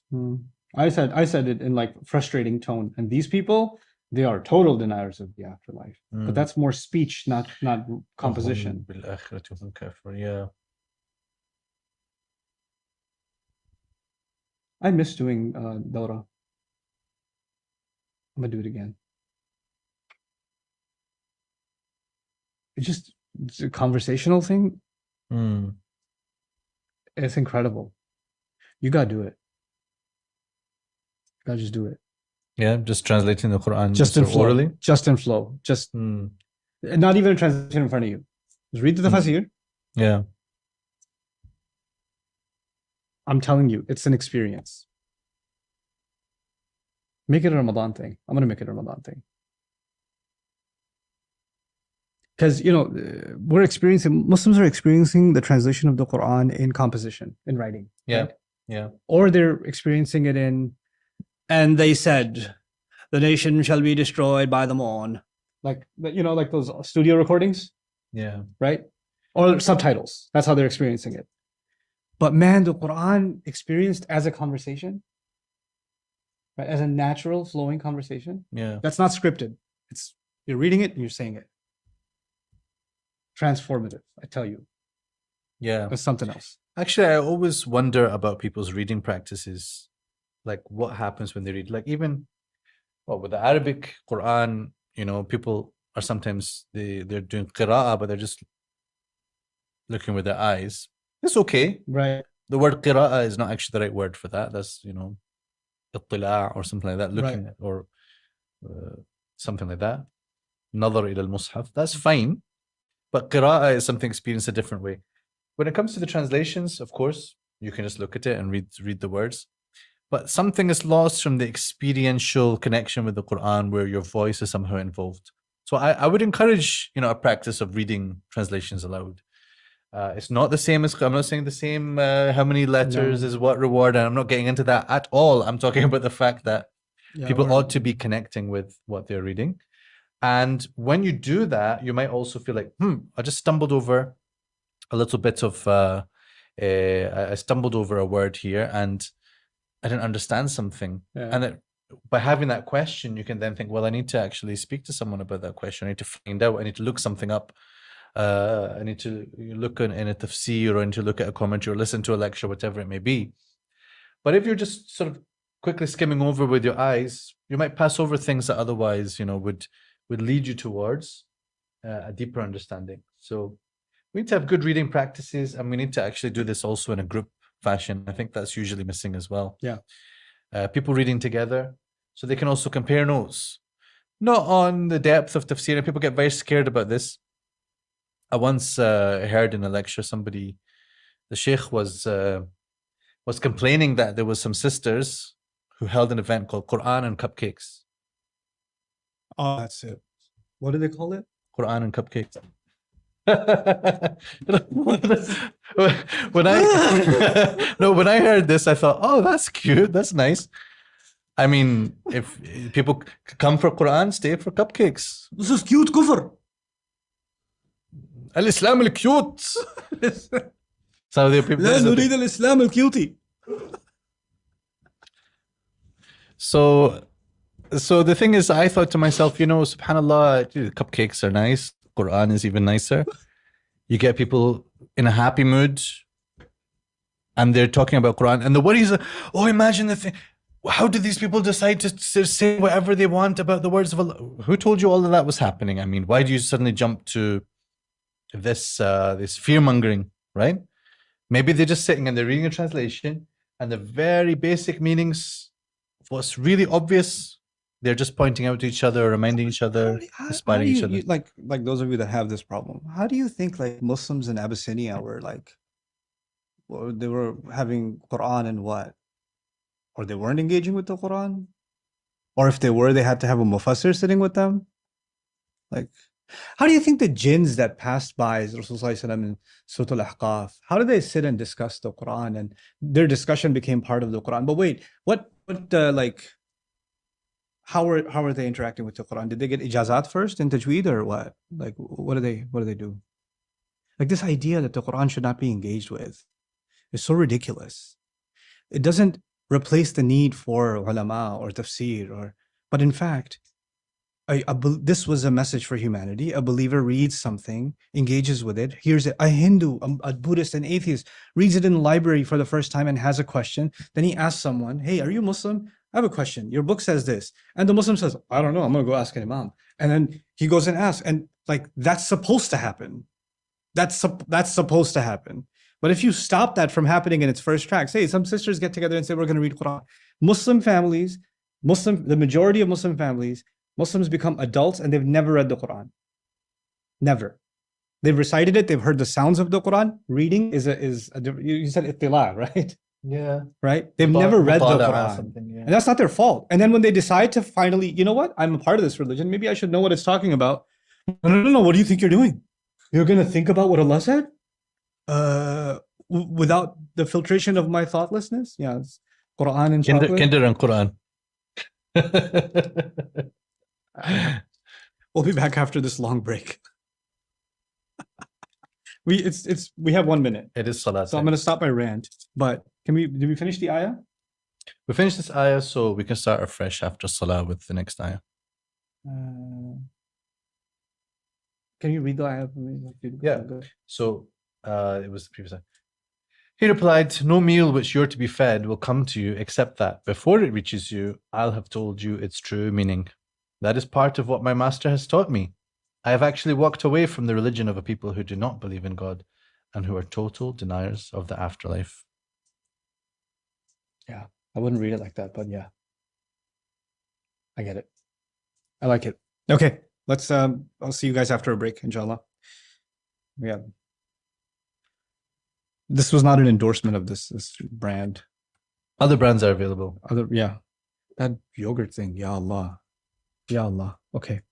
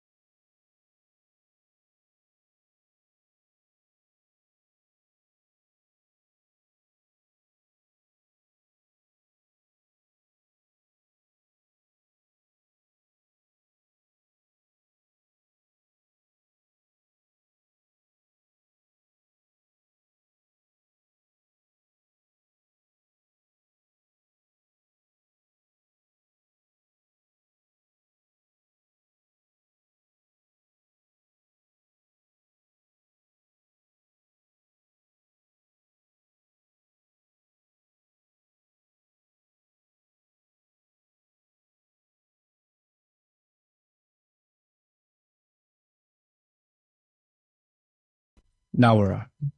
Bismillah wassalatu wassalamu ala rasulillah wa ala alihi wa sahbihi ajma'in. Assalamu alaikum wa rahmatullahi wa barakatuh. Good to be back. That was a sweet break. It was very kinder of you. So we're going to start with ayah number 38. وَاتَّبَعْتُ مِلَّةَ آبَائِي. Let me pull up my own masterpiece translation. Terrible. So the translation that you got, and I have devoutly followed Mm-hmm. the religion of my fathers, Abraham, Isaac, and Jacob. So let's talk about the devoutly followed for a second. There's a few things here. Yeah. So اتبعت. So it's the form, ittiba, as opposed to, tabi'tu. Good. Right. Mm-hmm. The second here is a contrast from what has been said just now. Right. So as to leave no doubt that I used to be part of this thing and then I walked away from it. No. I have devoutly followed. Mm-hmm. Like as in, that was always the case. Although, تركت واتبعت in itself, need not mean that. But here it does though. Here it does, sure. Yeah. So I have devoutly followed. By saying have followed, you want to say I have always been doing so, right? Yeah. I get that. The contrast aspect I use the word instead for, although there is no word for instead here. Yeah. But the wa is and, but here the sense of wa is instead. تركت واتبعت. تركت ملة قوم واتبعت ملة آبائي. Yeah. So it's just a sense of wow, which we're just making more explicit here. Okay. Or I adopt instead is possible as well. So when you say adopt, I would contest that only because one, you chose the present tense. I did. I know what I'm doing. I know, but you're I know you're using the mudari, the madi in the emphatic sense. Yes, so it's like amantu billah. Right. Yeah. It's not I did believe in God or I have believed in God, but it's I believe. How do you put this? It's when you declare something. Ittaba'tu means I have adopted. And when they say af'al al-uqud, I think so. Like when you say بعتك كذا واشتريت منك كذا وزوجتك, etc. Right? Yeah. So that's the sense in which I did it. Okay, but I know that it's just one option amongst different ways. So devoutly followed. Yeah, I like that you're emphasizing the form of ittiba'. Yeah. Okay. Do you want to give me that one? Thank you. I feel so good. You took it. It's fuzzy inside. Okay. But I like that people can see the different options at play and the rationale of them, right? Instead, I have devoutly followed. So millah, you chose to say path. So millah just before was religion, and I think we are going to have to contest with deen and millah. That's the main part. I think I just probably didn't think too much about this millah, but we had millah just before. We said walked away from the religion of a people, right? And then we're going to have after that ذلك الدين القيم, right? So there's clearly an intended contrast between the two, and perhaps the contrast is to, even if they're synonymous in some contexts, to illustrate that this is distinctly different. Even the word used for it is different, even though the word for the religion of my fathers has been used already, millata abai, right? Yeah. And here it is, Yeah. I wish I brought my copy of Mutaradifat. I have it in the apartment. Deen and Millah and so on. So I'll take a quick look at what the Brill Dictionary has got for Millah, and then think that might be interesting about that. I'll look at Jabal on Millah, actually. Okay. So Millah, religion, creed, form of belief. ومن أحسن دينا ممن أسلم وجهه لله وهو محسن واتبع ملة إبراهيم حنيفا. A lot of the time is ملة Ibrahim that's referred to in the Quran. So he says طريق مليل وملل قد سلك فيه حتى صار معلما. لحب مسلوك. What's لحب? I don't know what that is. مسلوك. ومل الثوب خاطه الخياطة الأولى قبل So الكف. صار معلما along the lines that is, it's a beaten track. It's kind of like Beaten with track, yeah. sunnah, yeah. So it's that's where the path kind of aspect comes in. Yeah. ململة الفيل خرطومه. The trunk of an elephant. Yeah. We'll find out why in a minute. الملة الرماد الحار. Okay, والجمر. fine. الذي يحمل يدفن. Okay. مل الخبزة أدخلها في that didn't help. ملح maybe, yeah. الملة. Okay. والمعنى المحوري تهيؤ أي تهيئة. So something being ready or being made ready. Yeah. بالامتداد over some period of time or length للانتفاع والصلاح الأساسي. Okay. كالطريق الموصوف وهو ممتد ومهيئ. Okay. والخياطة الأولى تهيئا للخياطة الدائمة فيه فهي باقية. يا الملمول المكحل يهيئ ويسنى. وململة الفيل يتناول بها وهي ممتدة. Okay. All right. Stretched out. This is a long trunk. Yeah. كامتداد زمن بقاء الخبز في I don't know if it's maybe ملح. It's a word for an oven. Oh no, it's like maybe a warm proving drawer or something. لينضج أي يتهيأ للأكل. Oh no, it's actually baking oven. Baking oven. Yeah. والمليل ممتد ومن ذلك ما في حديث الاستسقاء فرسل الله السحاب فملتنا أي أمطرتنا مدة طويلة ولعل المراد حتى كفتنا ماء. Okay. Wow. ومنها الملة الشريعة والدين. شريعة تمد ويزود بها لإصلاح حال الخلق ومآلهم دائما. Okay. منه أمل الشيء. Well, let's look a bit more at millah because it's a word we're dealing with. So, how, in what sense does this root connect to the word millah, meaning sharia, deen, and deen? So, like these are kind of alternative words for the same thing. It is a way, and sharia itself is a path, right? It's a path to water. Tamuddu is extensive. وَيُزَوَّدُ بِهَا. So you make use of it, or you get something from it. لإصلاح حال الخلق ومآلهم دائما. It is utilized to sort out people's or whatever people need in life. Yeah. And in the afterlife even. قل صدق الله فاتبعوا ملة إبراهيم حنيفا. So I think, even religion and things like that kind of get to the same meaning ultimately of what's intended. Yeah. But at its root, it's along the lines of a path and a way, a beaten way, an example.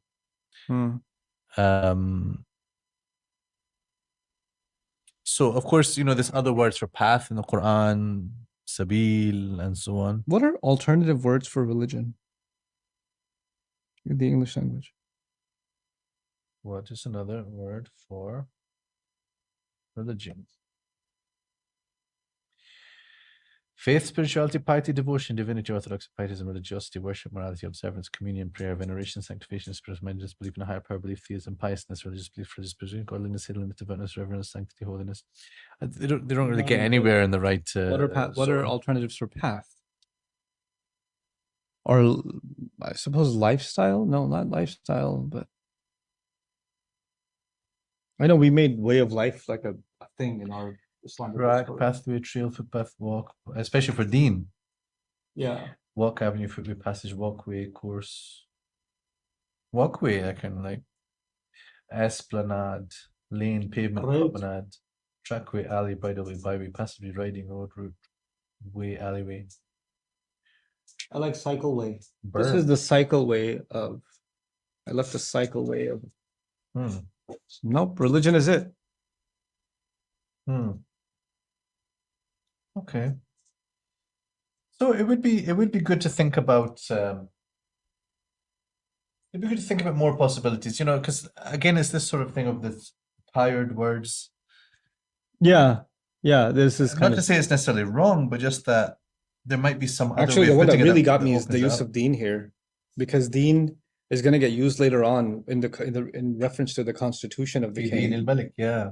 And deen typically gets associated with kama tadinu hudan, Yeah. or dinnahum kama danu.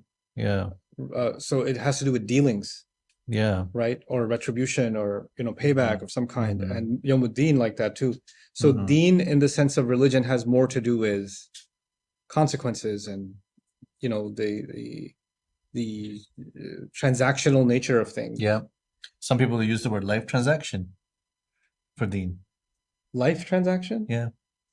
Wow. That's a It's not common, but let's say at least some translators have sort of adopted that. And when they do that, well, it catches your attention because you're not used to seeing that. yeah. And I think catching your attention sometimes is a worthwhile thing. Will it catch on? I don't know. Yeah. Some said for wudu instead of ablution, they said lustration. Maybe millata qawmin there, we can get away with using way. Hmm. And I have devoutly followed the way of my father. Yeah, I'm inclined to do that actually. Walked away from the way though. Walked away from the path then.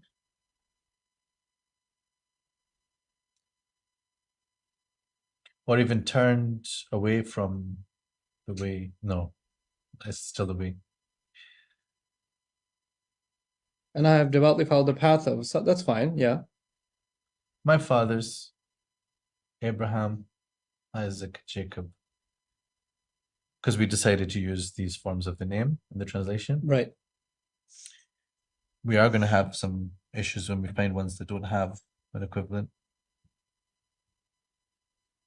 Or where Like it's disputed. Yasa or something. Yeah, or where this, Yasin, or with this, Shuaib is, is he this one or that one, that kind of thing. We'll cross that bridge when we come to it. Yeah. We would never associate anything at all with God. It was never right for us to place anything beside God.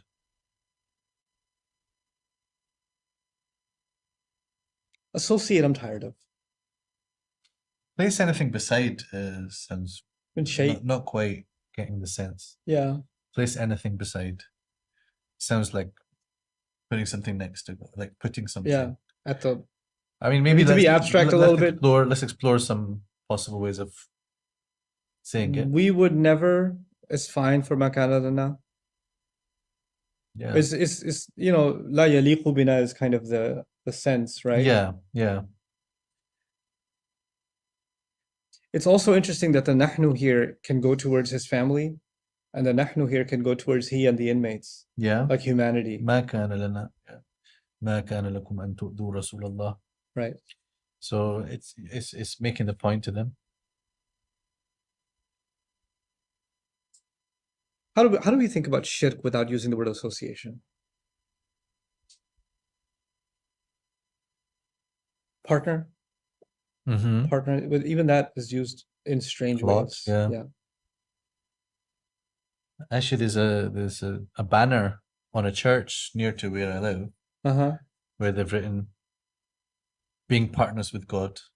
And I guess what they are trying to get at is something like "Kunu ansar Allah." Yeah, this is "Man yansur Allah yansur." Kunu shuraka Allah here. In tansur Allah yansurkum. So yeah, being shuraka. I'm thinking of getting out there with my graffiti. Shirk. Put like a sticker of Shrek on there. We would never would we, if we wanted to be more emphatic. Never would, yeah. Never have we ever. Well, that doesn't get the la yaliq or la yanbaghi. It comes across with ma kana li. Yeah. But we could have never would we, or anyway, let's keep it as it is for now. But we're talking about this problem of how to translate shirk in a way that is meaningful and not necessarily confusing. The people have done so. They say associate partners with Allah, right? That's the most common kind of. So shirk is kind of mixing, putting others on the same level. Right. Associating is actually maybe not so clear at all. I mean, it's like to associate with someone is to be seen with them or to walk with them. Or to be, and not we associate with Islam. We associate with our Prophet, we associate with God in a sense, not in the shirk sense that it's become now. Yeah. No, Rabbani Yeah. is associated with God. Muntasib ilallah. Right. So, Yeah. I know we've made association, like, are you committing association? Like, yeah, I'm part of a shirk. I'm part of an association. To consider anyone equal to God or on the level of God or equate others with God. Put someone on the level of God sounds very natural in spoken English nowadays. Mm-hmm. I'll put it in just while we're still working on this. Mm-hmm.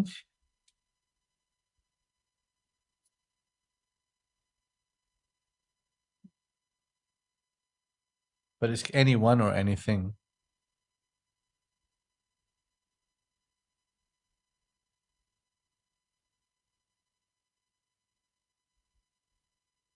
And I'm going to say at all because Yeah. we've got this thing, min shay can either refer to The anything, but shay'an min ash-shirk or shay'an ayya shay'in can. That's the two. So anything or any shirk. Oh, so it could be tawqid of the Of la the nushrik. makan Okay, al-nushrik. Yeah, exactly, okay. Yeah. We would never put anything on the level of God at all. So I don't Still know if it's needs kind work. of going to reach people that's this is referring to shirk. Yeah, this is our challenge. Hmm.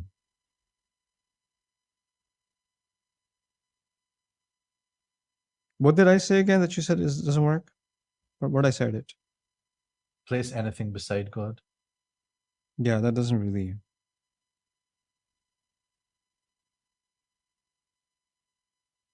As So- an equal to God? As an equal or equate anything to God or Yeah, let's look equate might be a really good one. It would never be. We would never put anything. We would never equate anything to God at all. So here's some other words for equate. Equalize, match, balance, square, tally, even, level. Make equal.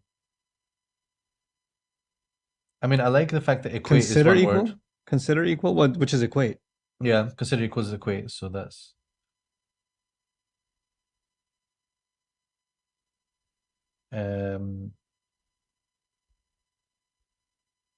So is this the same as ya'dilun? yeah. I mean, Right. We're probably gonna end up with equating there. yeah, adilun has two meanings. One of them is like that, to equate, and Yeah. the other one is to turn away. Turn away. Yeah.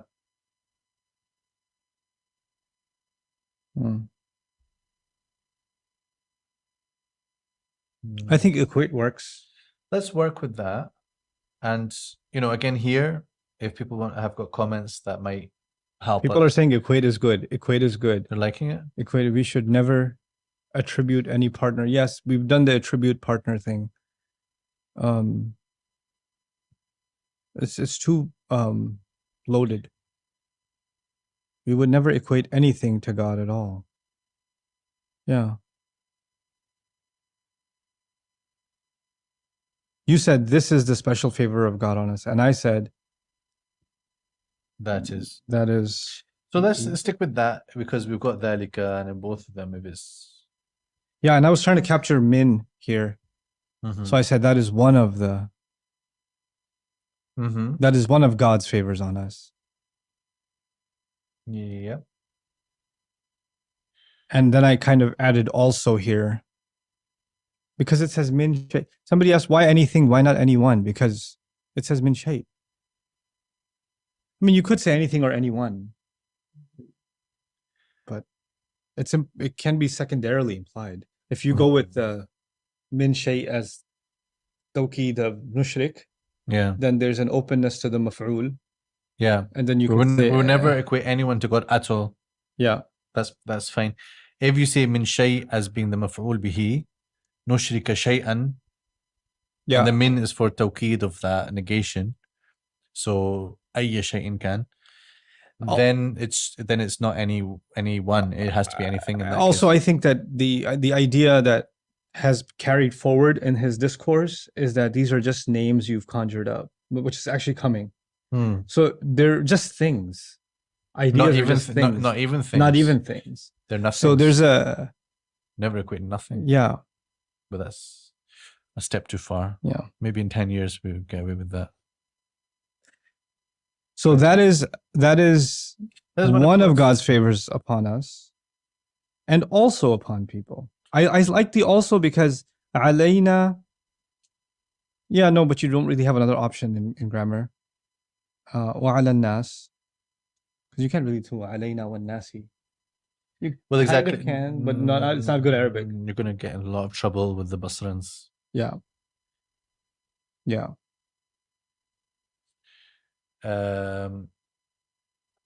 It does give the impression of it's not just us. Or the Kufans. I can't remember now. Yeah. Alayna wa ala nas. I mean, so the tafsirs say here, through us, Allah gave favor to Ali Yaqub, and that favor spreads to people around. Because that's of course, just one way of looking at it, though. Indeed, but then when he says وَاتَّبَعْتُ مِلَّةَ آبَائِي إِبْرَاهِيمَ, so then not everybody is doing that.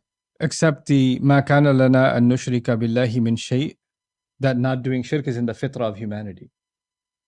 Mm-hmm. And that is a favor Allah has done to all humanity. Allah has put Iman in Allah in the hearts of all of humanity. So it's like upon us in reality and upon all people potentially, yet, unfortunately, أكثر الناس لا يشكرون. So you're not comfortable with the also, huh? And also, I mean, I didn't use upon, I said on us. God's favor on us and on. Let's just see if this reads nicely. That is one of God's favors upon us and on all people. Yeah, most people. Okay, so here, this blue line is very angry with me. I was thinking with la yashkurun, put it in a different way. I like show gratitude. Show gratefulness. Don't appreciate? I was thinking just of a different way of coming at it, right? Because I think appreciate is a good word for sure. Because to appreciate your blessings. Yeah. To appreciate God's favors. Yeah. Don't show appreciation then. Well, you can, showing is, Not follows doing from it. it. Yeah. لا يؤدون الشكر ولا, it can mean showing appreciation, sure, of course. And even you could say don't appreciate it or appreciate that, because it really wants it wants an object. Yeah. Google Sheikh Imam. That's why I was getting away with show appreciation, because then you wouldn't need a preposition, but I know, but then it's just, or you would need a pronoun. I'm just trying to think. لا يشكرون, لا يشكرونه, لا يشكرون ذلك. There is also a مفعول به, which is not made explicit here because it's just because it's an open-ended, and it's also open. an open-ended. Yeah. So, and you want to leave it open-ended like that. Don't appreciate. Most people don't appreciate. I like it. Let Bill Gates have stomachache. It's fine. It's not him, but yeah, it is him. I think it's him. There we go. So I just feel like let's try a different tack on the yashkurun thing. Yeah. At least here, I think it. No, not don't even realize. No, la yashkurun cannot be don't even realize. La ya'lamun maybe. La yash'urun more so. Don't realize. But la yashkurun, no, that's not gonna. Okay, 39. Okay, right. So here we have got. Actually, we both came up with prison mates. That's interesting. But we yeah, I'm gonna take back my. Because I bullied you into that, but no, I think it's too verbal. That's too wordy. I only wanted to put the my there because I wanted the two there. Yeah, exactly. Because you're an Arabic teacher and you want the pair to be. I don't know. He just wants them to feel special. Yeah. And he's saying this to make them feel special. And prison mates. Well, so the thing is, inmates. Let me also. Yeah, I thought about inmates, cellmates. But they got slightly different senses. What's interesting here is صاحب السجن. There's a ya here. It's for muthanna. Yeah, people would probably be tempted to see that as something to do with the ana pronoun. It isn't. No, that would be ya sahibayya. So fi sijni. By kind of extension, like look at all the translations. O my fellow prisoners, O my two fellow prisoners, ye twain fellow prisoners. These are old ones. Let's go to some new ones. O my two companions of the prison, O my two mates of the prison, Oh O my my fellow God. prisoners, O my fellow prisoners, my two prison mates.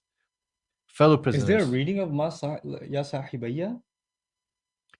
No, but you know what? It's not that it's wrong. Let's say No. Is there a No, Ya no. Sahibayya Sijna or something like that? No. It's that, and that's not why this is happening. No, They're just reading the Ya wrong? it could be, but it could also be that just by the implication of the meaning, they are. So they're the doing sahib, what I did. Yeah. sahib is kind of a friend or companion. So Mhm. are they companions of the prison or are they companions in prison? Right. So the idafa can mean they're sahibs in prison. That's my sahibs in prison, without there being something explicitly that refers to the my. Or they are sahibs of the prison, which is my not prison fellas, which is not such a friendly thing to say, like as the inmates. my jail buddies. Yeah. So that's why like prison mates is almost like mates. Yeah. Some have got fellow inmates and things like that. So in terms of meaning, they're all Fellow inmates is not bad. fellow inmates. Fellow inmates is not bad. Sort of, have you seen that meme? How do you do, my fellow kids? It sort of I have sounds like not that. seen that. I'm gonna look it up now. No, I'm not gonna look it up.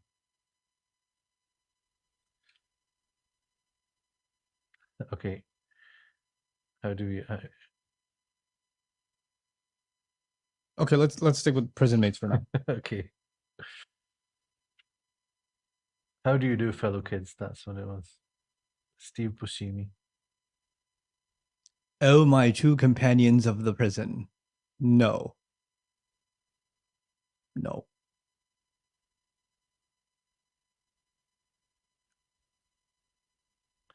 So if you say prison mates, is it better? Okay, so here this a bunch of tafsir around أأرباب متفرقون خير Mm-hmm. أم الله الواحد القهار. So first of all, متفرقون can have a few meanings. One of them is متعددون. Yeah. That's to say multiple. Yeah. The second can be مختلفون مقهورون, that they are different. And there's a very interesting latifa here. I'll tell you in a second. Mm. And then the third is that they're disputing لا ارتباط بينهم ولا اتفاق. The different part, I mean, I'll just mention this because it was so sweet and powerful at the same time. In Tafsir al-Alusi, he mentions متفرقون can just mean they're different in their sizes and their shapes and their colors. Correct. The things that you're worshipping. And the fact that they have different sizes, shapes, and colors means that someone must have decided for them, you're going to be big, you're going to be small, I'm going to carve you like this, I'm going to paint you this color. Mm-hmm. So they are acted upon, right? So they are maqhurun. Mm-hmm. So they are subject to somebody else's decision and in size, scope, department. right. So the fact of being different, the fact of having these different attributes means that they're necessarily acted upon and maqhurun. Amillahu al-wahid al-qahhar. So is that better? Or Allah who is singular and He is the one who decides and He is the one who gives decrees. size, color, and attribution to all things. Yeah, there you go. SubhanAllah. The fact that you have a size or a color means that you are necessarily acted upon. And وَاخْتِلَافِ اللَّيْلِ وَالنَّهَارِ.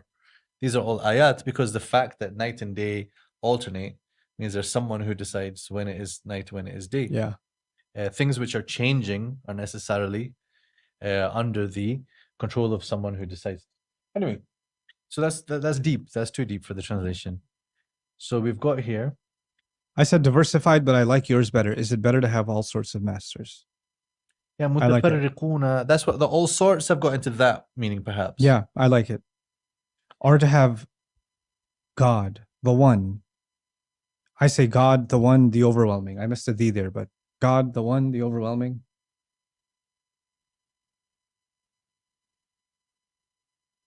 Good. Are you okay with or to have God? Because there's some kind of taqdeer needed here. Because the question could be, are these multiple masters better or is God better? That's the Mhm. plain sense of the ayah, Yeah. right? But behind that, the point is it better to worship the first category or is it better to worship Allah? So instead of saying worship, I thought I'll go for an even broader taqdeer than that. Rather than to worship, I said to have, like to take as your master and to serve your master. And it works well with the arbab, Yeah. to have Allah as your master. Hmm. Yeah. Okay. So that was surprisingly easy. That was rather easy. I don't know if people tuning in are like, would they enjoy more fighting, or like you let us know, like you want to see harmony, you want to see disputes. Don't let us know. Actually, it Arm doesn't matter wrestles. what you say. Okay. Somebody said in colloquial Arabic, arbab means sponsor in colloquial Arabic. So instead of masters, could we use another word? Yeah, we're not using colloquial Arabic. Arbab means sponsors. But then what is the point that we should translate according to something colloquial? I don't get it. Yeah. Arbab can mean the possessor of something, like sahib as well. Mm. Like you say, arbabul riyadat, the people who engage in spiritual exercises. Yeah, yeah, yeah. Mm, That's not the context here. no. Okay. ما تعبدون من دونه. The ma is unusual usage for mudari'. It is stronger. And Yeah. I'd like to illustrate that with, in fact, you're not worshipping anything apart from him, except names you've crafted. You're saying you don't worship instead of God. Well, I'll first of all change that to how you said you're not worshipping. Okay, and then let's see about this emphasis aspect or the strength of the negation. Apart from him, so we're going to have God. So the ma, like Dr. Samuel Rai talks about ma being for like a raft and for a direct response to somebody's false ideas. Yeah. So there's a switch happening from 39 to 40 where what he starts with a soft introduction is going for the kill. He's actually critiquing what they're doing. And the fact is, what you've been doing is bogus. Yeah. Okay, so that's why I think the ma should be highlighted here in some kind of an aggressive way. Or the fact is, you're not worshiping instead, because it is correcting someone. Ma is correcting someone. Let's try this. In fact,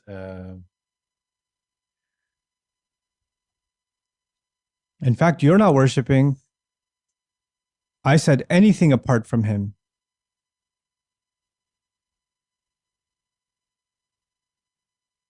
no, I don't think that fits. You're saying you're not worshiping.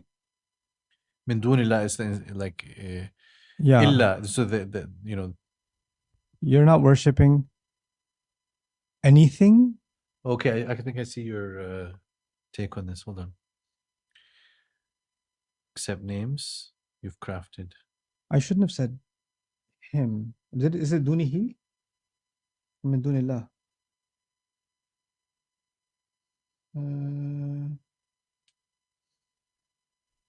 ما تعبدون من دونه. Okay, yeah. Oh, sorry. So you yeah.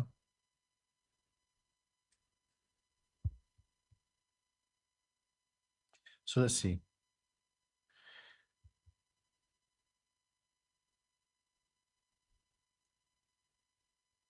Or in his place.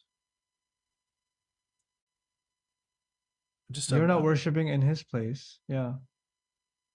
I want the anything earlier. Can you do that? Okay. You're not worshipping anything in his place. I see. So you're just sort of shifting the position of that to Yeah. make the sentence. And then besides, You've got except, and that's the very standard, the standard kind of Arabic construction, not very standard English one. I know there should be anything apart from him except, no, that's fine, to be honest. Anything in his place. except. So what I was trying to go for is something along the lines of mere names, illa asma'an, because they are names. I get They it. are not So something more than that. They're you're not realities. worshipping in his place nothing more than. But then we can't have the not before. Then you would get rid of the not. You're worshipping. But then, so I thought about this, but then it would then seem that the ma is like mawsula instead of being negating. Right. Which And- it is negating. And, you know, then the meaning is still intact, but we've probably Played too messed much around with a bit the- too much. Yeah. Yeah. So I think let's go with this. In fact, you're not worshipping anything in his place except names which you and your ancestors have coined. Yeah, I like it. I said crafted. You said coined. It's fine. Coining a name. That's nice ring to it. Yeah, so it's roughly how you would say Now you it. got coins and rings. Okay. Names which you named. So you're looking at ma anzalallahu biha min sultan as a sifa of this or a haliya sentence? So I looked at it as a new sentence altogether, like an istinaf.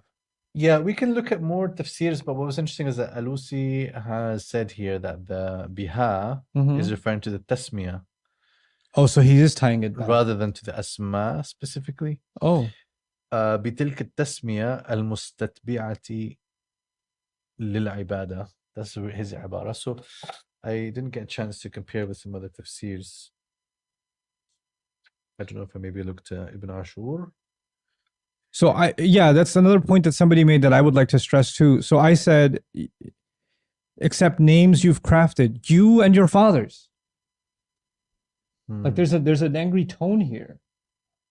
It's not just a normal, like we don't want to synthesize this sentence because it shouldn't be synthesized. Some of its repetition should be. I mean, kept. part of it is because that's natural in Arabic. So what would be the natural way in Arabic to say it other than how it is? Because there's a second and third person combined. You're saying? سميتموها is inclusive of not just you, but also You couldn't say سميتموها وآباؤكم? no. You would have the taqdeer of آباؤكم سموها. Here you need to do the tajreed of that dhamir in order to do atf on it. Or you can assume the fi'l is mahdoof for the Or you can second say وآباءكم with واو المعية, for one. example. واو المعية, okay. But it would be unnatural to say سميتموها وآباؤكم, I think. Maybe I'm mistaken in this, but أنتم وآباؤكم is quite a common way of doing it. Anyway, I'm happy to make it more emphatic if that's going to strengthen the sentence. Except names which you have coined. Yeah. And then I feel like this is almost a parenthesis. You. Yeah, it's an interjection, yeah. You and your forefathers or ancestors or whatever. I say you and your fathers. Okay. What did we say for Aba here? My father's Abraham is it? Yeah. Okay, that's fine. Well, God gave no authority for that. I was using it Sultan as Hujjah. I was looking it up in the mountain. I mean the Right. good mountain. Okay. And he was talking about Hujjah and Burhan, and he was saying other things about Sultan that I didn't know that I'm forgetting now. Yes, you're right. I think Sultan is understood here as Al-Hujjah. So proof. Yeah. And gave as I was saying, God didn't send down any proof for them at all, as if to imply that when you speak about gods or anything having to do with the divine, then it has to come down for you to speak about it. Okay. Well, God. So it can be kind of istinaf. In fact, sometimes this whole sequence of sentences has been read as istinaf. Yeah, God sent no proof for that at all. This is pretty cool. Check this out. So Lucy says that this is one way that it can work. Let's see. Each part is an answer to something that preceded. So وجوز, so some said anyway, that أن يكون سرد هذه الجمل على هذا الطرز لسد الطرق في توجيه صحة عبادة الأصنام عليهم أحكم السد. To shut off all means justifications for worshipping the idols. Yeah. فإنهم إن قالوا, if they were to say إن الله تعالى قد أنزل حجة في ذلك ردوا بقوله ما أنزل الله بها من سلطان. وإن قالوا حكم لنا بذلك كبراؤنا ردوا بقوله إن الحكم إلا لله. They said, oh, our big chiefs have said we can do that. I said, well, our elders have done it, our kings have said it's it. only for Allah to decide. وإن قالوا حيث لم ينزل حجة في ذلك ولم يكن حكم لغيره بقي الأمر موقوفا إذ عدم إنزال حجة تدل على الصحة لا يستلزم إنزال حجة على البطلان. ردوا بقوله أمر ألا تعبدوا إلا إياه. So if you were to say, well, you know, he said he didn't say to do it, but he didn't say not to do it. Yeah. So it's like each part is just like knocking back something that might come to a person's mind when they're struggling to find some justification for worshiping the idol. Yeah.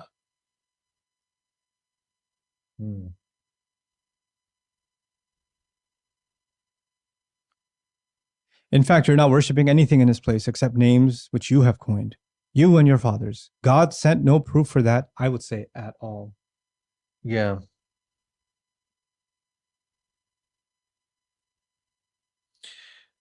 It is only for God to decide. What did I say here? The final authority belongs to no one but God. The final authority belongs to no one but God, is what I said for in al-hukmu illa lillah. I like the no one but God here instead of only for God. So hukum can go in different directions. That's here. fine. The authority can work here and command can work here. Or the decision can work here. It is for no one but God, yeah. So rather than the sort of masdar meaning, taking it into an infinitive? Yeah. That works. It is for no one but God to decide. Yeah. He has commanded that you worship none but Him. He has instructed that you worship none but Him. I think commanded is stronger in this and works here. That is the established way of life. I said that is the upright way. Right. So let's see some ways of getting the sense of qayyim, because in Alusi he says, I was thinking about qayyim from Surah Al-Kahf. Yeah. He says الثابت الدين الثابت الذي دلت عليه البراهين العقلية والنقلية. That's the way he puts it. Firm, long-standing. Yeah. And then here Ibn Ashur says خلاص لما تقدم من الاستدلال أي ذلك الدين لا غيره مما أنتم عليه وغيركم هو بالنسبة لدرجة العجز عجز على الصدر. Okay, what's القيم mean though? No. I think a good discussion on qayyim will probably find Surah Al-Kahf. You're qayyiman. Right. I don't think you'll find much here. Let's see.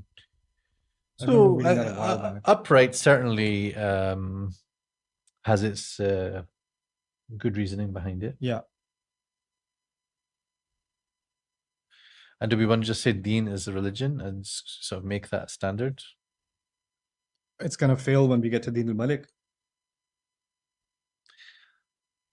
It is, but I don't know if there's a way around it. Right? Is there a way around it?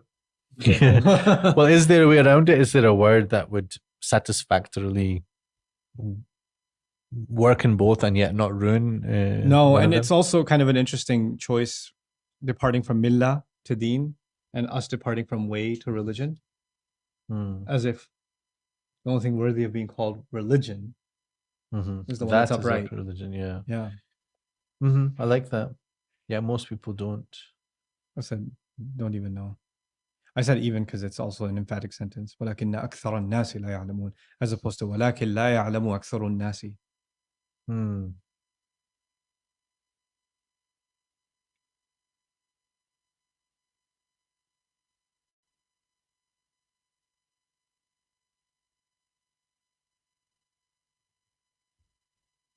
When you're not looking, I'll delete it. I know you will. Put an exclamation there too.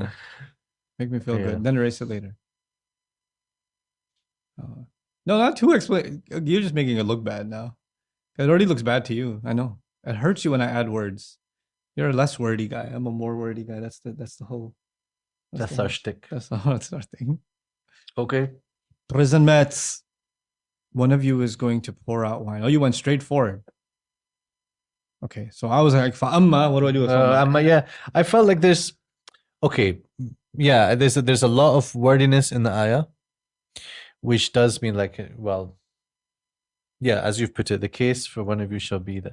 I just think it just doesn't bring anything into the translation. Just accept that you're considering what happened in the Arabic. Yeah, in the Arabic, there is a distribution of fates that he's mentioning. I mean, if you said in Arabic, ahaduhuma, etc., etc. Ahadukuma, yes. Ahadukuma, I yeah. don't know, but it's very natural to say amma wa amma in Arabic. As for one of and in you. English, the as for is not very effective or common. Let's think about it. The case for one of you shall be that he'll end up pouring wine for his master. I don't think yours makes any sense. The one of you is I was reading half of mine and half of yours. The case of so one of you is going to pour wine for his master. The other will be crucified, and birds will eat from his head. Oh, that part we agreed on, except for the and then. I just took the fa and then, and you took the fa and end, which can work. That's fine. Mm-hmm. The matter about which you two sought a verdict has been decreed. That's the final word on what you're asking about. I mean, here, there's different ways to understand based on the tafsir. Is he just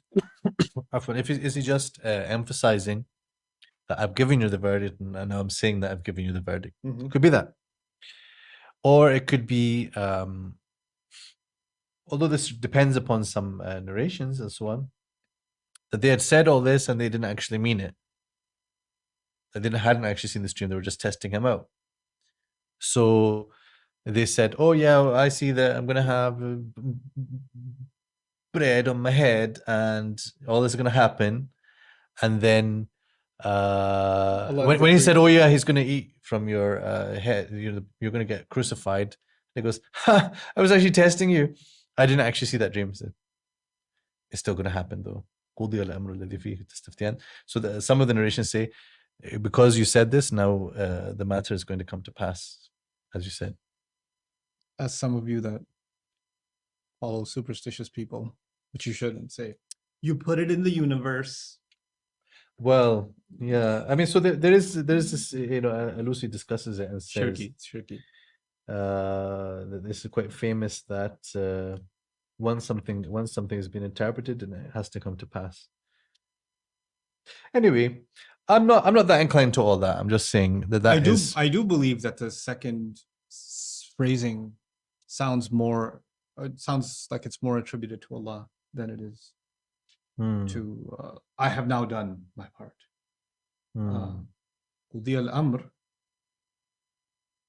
like he could have said, ذَلِكَ تَأْوِيلُ, etc., right? But he doesn't. He said قُضِيَ الْأَمْرُ الَّذِي فِيهِ تَسْتَفْتِيَانِ. Yeah. So he's not simply answering the question, he's actually describing a qada. Yeah. Right? So I went with the matter about which like you sought a verdict has been decreed. Yeah, even before you asked, the decree was made. Yeah.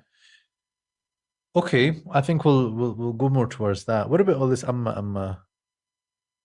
I mean, I tried with the case for one of you. I thought you'd come up with something better. You decided to do nothing.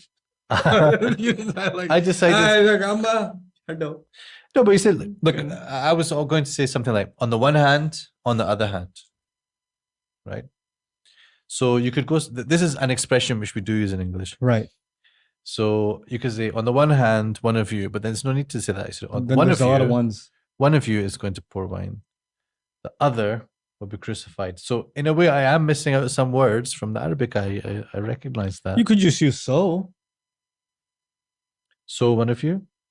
Yeah. So Hmm. one of you is gonna,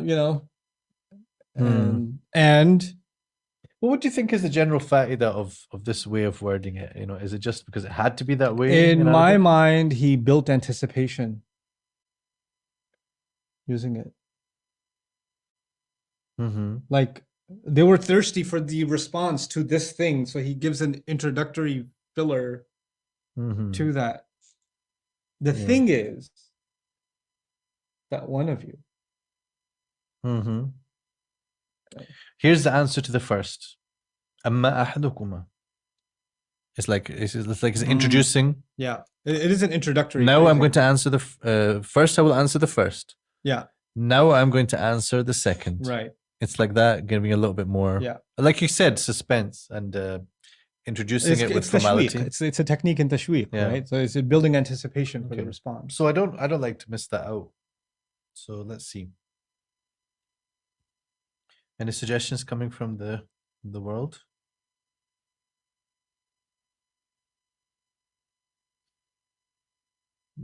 Yeah, nothing's as for this one. Nope. Mhm. Let me look at the Arabic again. أما أحدكما فيسقي.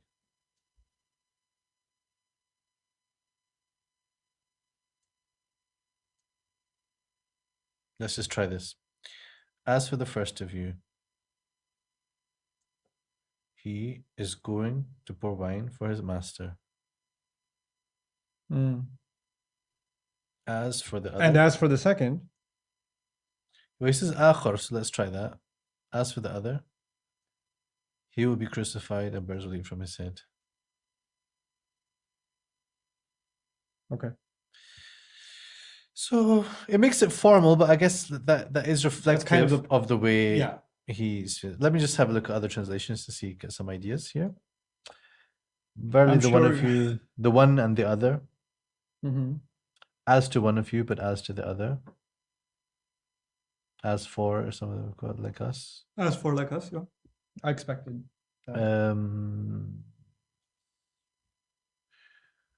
As for, as to, some of them left out altogether. Some of them added everything, seemingly perchance as if though perhaps the case that. As for one of you too. Oh, somebody's saying drop the as. Tariq. For one of you? For the first of you. No, I don't see that I don't working, see how- to be honest. We dropped your suggestion. Please feel free to give further suggestions in the future. As for you and for the other, well, as for one of you, the first of you still works. Regarding the first. Okay, regarding so the yeah, the second. first and the okay, because I said first. That's why you were telling me to write second, right? I just Yeah. understood. I think as for one of you is not Englishing for me as it should. First, I like the first of you. Yeah. And for the leftover. As for the second, or as for the other. As for the runner-up. Yeah. As for the short straw.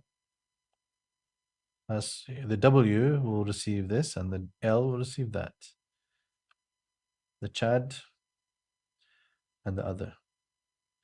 So let's see. Other translations. Yeah, it's nothing, no inspirations coming from that. I think we're good. This We'll is stick with it. this is Prison fine. mates. As for the first of you, he is going to pour wine for his master. As for the second, he will be crucified. Now I got stuck on crucified. It does have crucifix type implications in contemporary English. Okay. Salb in Arabic seems to mean someone bled out to die, nailed to some kind of a plank, strung up, slow, painful death. So if you wanted to be vivid, you'd say, shall be slowly bled to death, strung up to die, tortured to death. Mm-hmm. But I don't know how to be brief in that language other than crucified. But crucified is very crossy. Right. I'm thinking of strung up, but I feel it might sound more like a noose, which is Yeah, not doesn't work with you. yeah, that sounds like a hanging. It's not simply a death sentence because that would be just execution, but this is like a torturous death, like a slow death.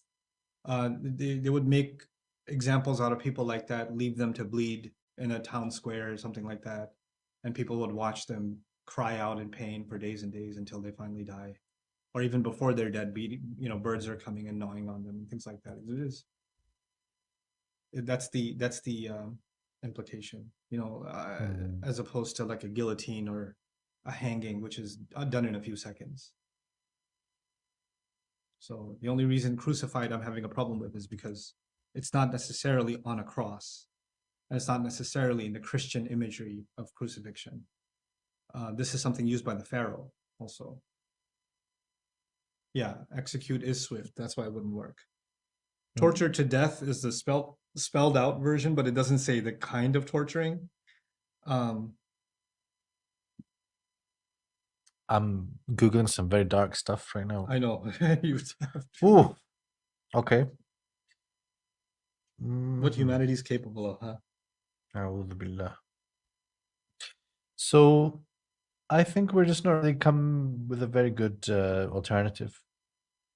Yeah, Crucified. I think we should put a footnote here. Okay.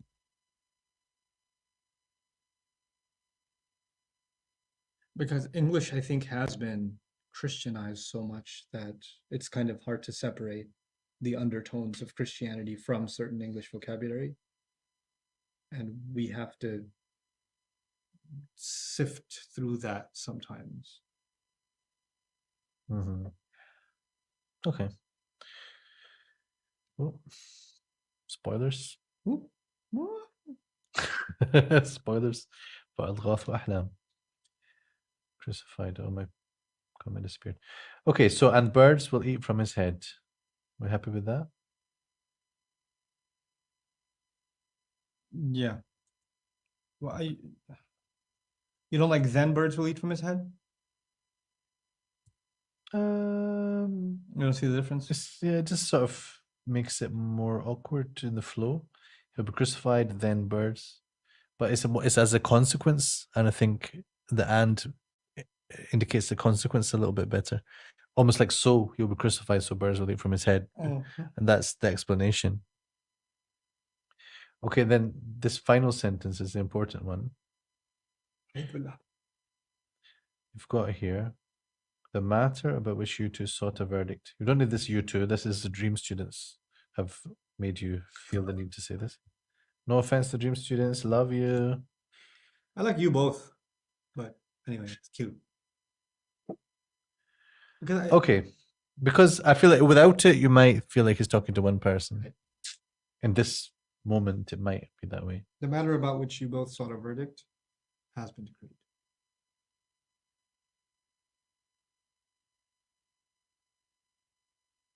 Oh God, mine gets to be the same font size as yours. Oh my God. Upgrading. Upgrade. I'm gonna get the free chips. Yes, I will have another orange juice, please. I don't know what this means. I don't know. I'm feeling upgraded. Well, like in 42, I haven't even written one, so there yours got to be the main Okay, then you can trash mine. Okay. Okay. And he told, so let's read the Arabic. وَقَالَ لِلَّذِي ظَنَّ أَنَّهُ نَاجٍ مِّنْهُمَا. It's a loaded language. So I went with, and he told the one he knew would survive from the two. Or we can go with of the two here too. I went with survive because everything else sounded passive and Naj is active. Yeah. Rescued, saved, like all of them. Safe? Yeah. But that doesn't work here. How would it work here? Well, in the sense that it's not referring to the act of being saved, but that he is now safe, that he will be safe. Work it into the sentence so I can make sense of what you're saying. And he told the one he knew would survive from the two. No, I don't say I need to do that. I'm just saying Najin. Yeah. to be naji is To have survived something, hasn't it? to have survived. Okay. Yeah. So yeah, I guess the one who then he knew would survive of the two. Maybe of the two is better than from the two.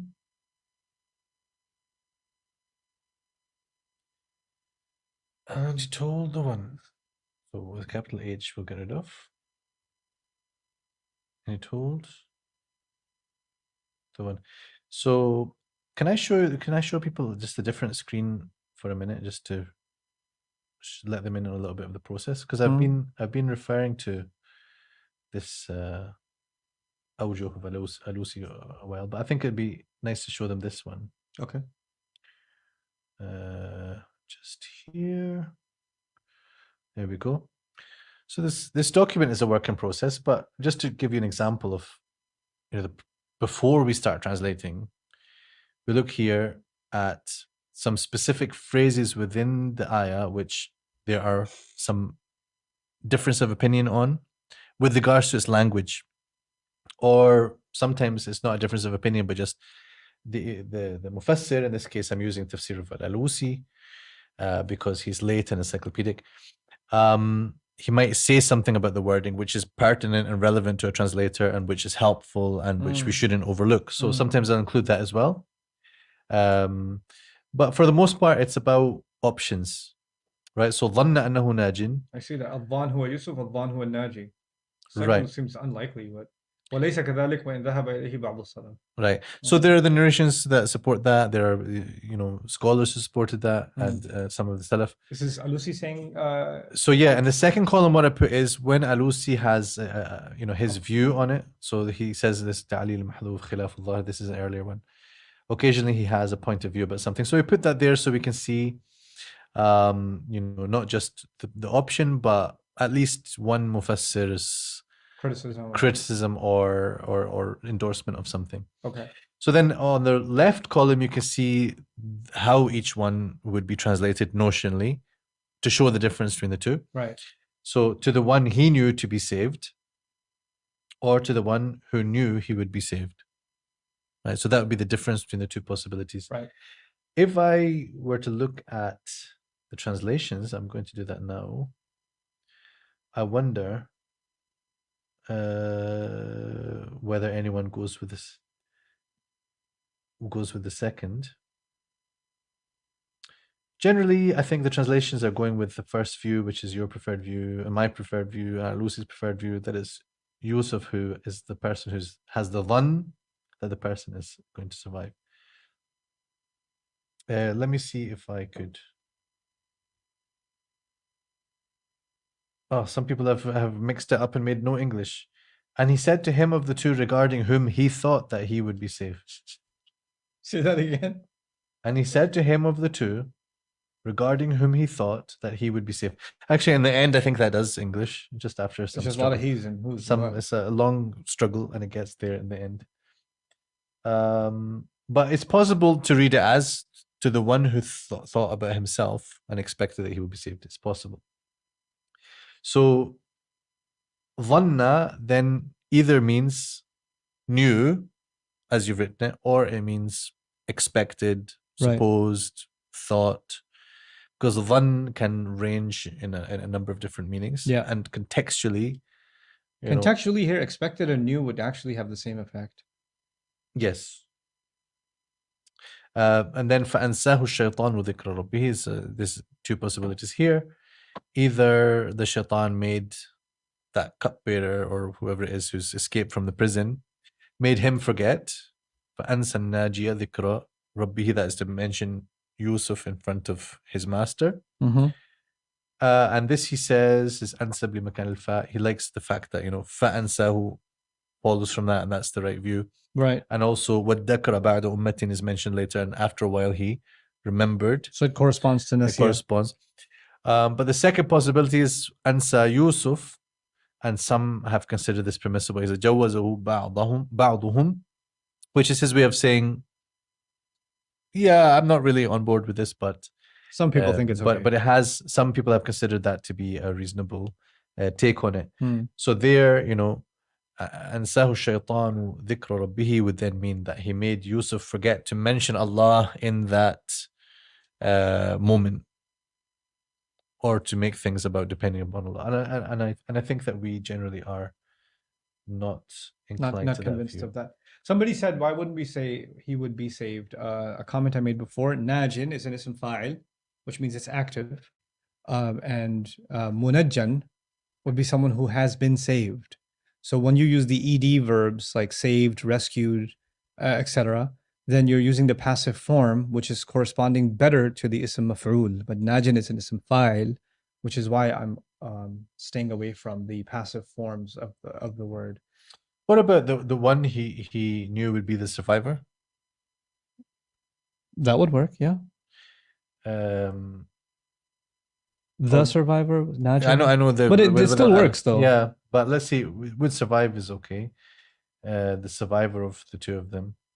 Would survive. He knew will survive, is going to survive, would survive, would be the survivor, would be surviving, Mhm. I will survive. as long as what? Anyway, we're live, by the way. Oh yeah, oh yeah. I was in a different place. And he told the one he knew.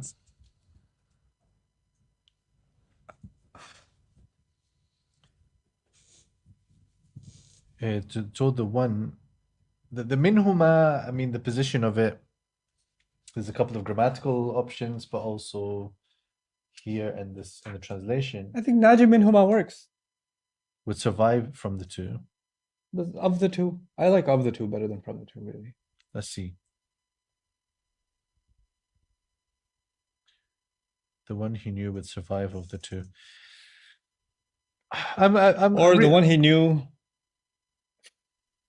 The one of the two he knew would survive.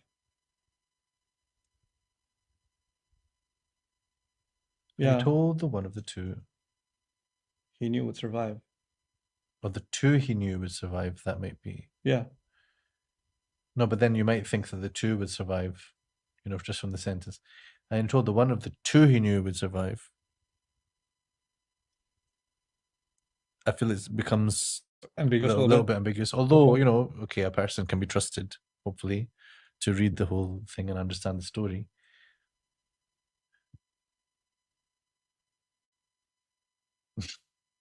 Bill Gates doesn't like it at all. Well, because you have an extra. The one of he knew. How much can Bill take? And he told the one he knew would survive. I think from the two it just helps Fine. make it easier to understand. Okay. So you've got bring me up. I like this, it's like name dropping. Yeah. اذكرني عند ربك. Yep. Oh, they're on screen. Okay, sorry. Oh, yeah. There we go. So bring me up. Can you increase the font size? Because I wrote this one. All right.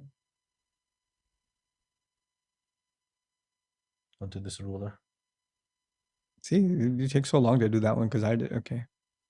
There we go. And he told the one he knew would survive from the two. So you've been rhyming a little bit now? Yeah.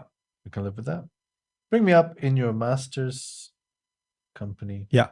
So now, instead of mention me to your master, I was taking into consideration inda here. Yeah. So اذكرني li rabbik, mention me to your master, but inda rabbik is actually almost insinuating that they're talking about something and he kind of happens to just kind of throw out the name. Oh, by the way, Yusuf, you know Yusuf, right? Like he's a friend. Yeah, he also has feet. Like some weird subject that he just kind of throws it in. Right? It's not even. So he knows that you can't go to the master and say, I need to talk to you about something. It needs to be brought up in a more indirect, subtle way. So عند ربك captures that. And so bring me up in your master's company is indicative of that. Do you ever say to someone that when you want them to make dua for you? اذكرني عند ربك. Try it. I'm probably not going to do it. Try it. Okay, so bring me up in your master's company. I'm happy with that. The devil then made him forget to mention before his master. This I don't even like, but the devil then made him forget I like. The mention before his master, I don't know what to do with that. Ooh, That's yeah. where I need to figure this out. Right. So this opinion or this reading of that, the person made to forget, is that Naji is the survivor. And the devil made the Naji, the survivor, forget. Sure. This is easier to process overall, except that ذكر ربه requires quite a bit of taqdeer to make it work, you know. Why can't it just be ijaz? Yeah, it's ijaz, but it's not a very normal thing to ذكره عند ربه as ذكر ربه. It's acceptable, of course. In this context, it's acceptable. I'm just saying ذكر ربه is much easier as mentioning his master than mentioning Yusuf in the company of his master. الذكرى لربه. You know, so the taqdeer here then is فأنساه الشيطان أنسى الناجي ذكر يوسف عند ربه. You could also think of it as reminding his master.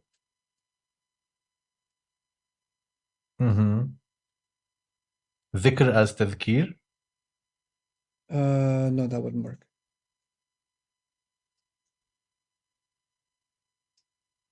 Yeah, no, it wouldn't work.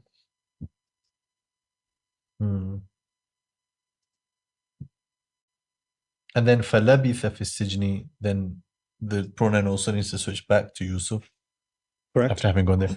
So it's just to say that when the Mufassirin are deciding between different opinions, there's a whole host of factors, linguistic factors and other factors.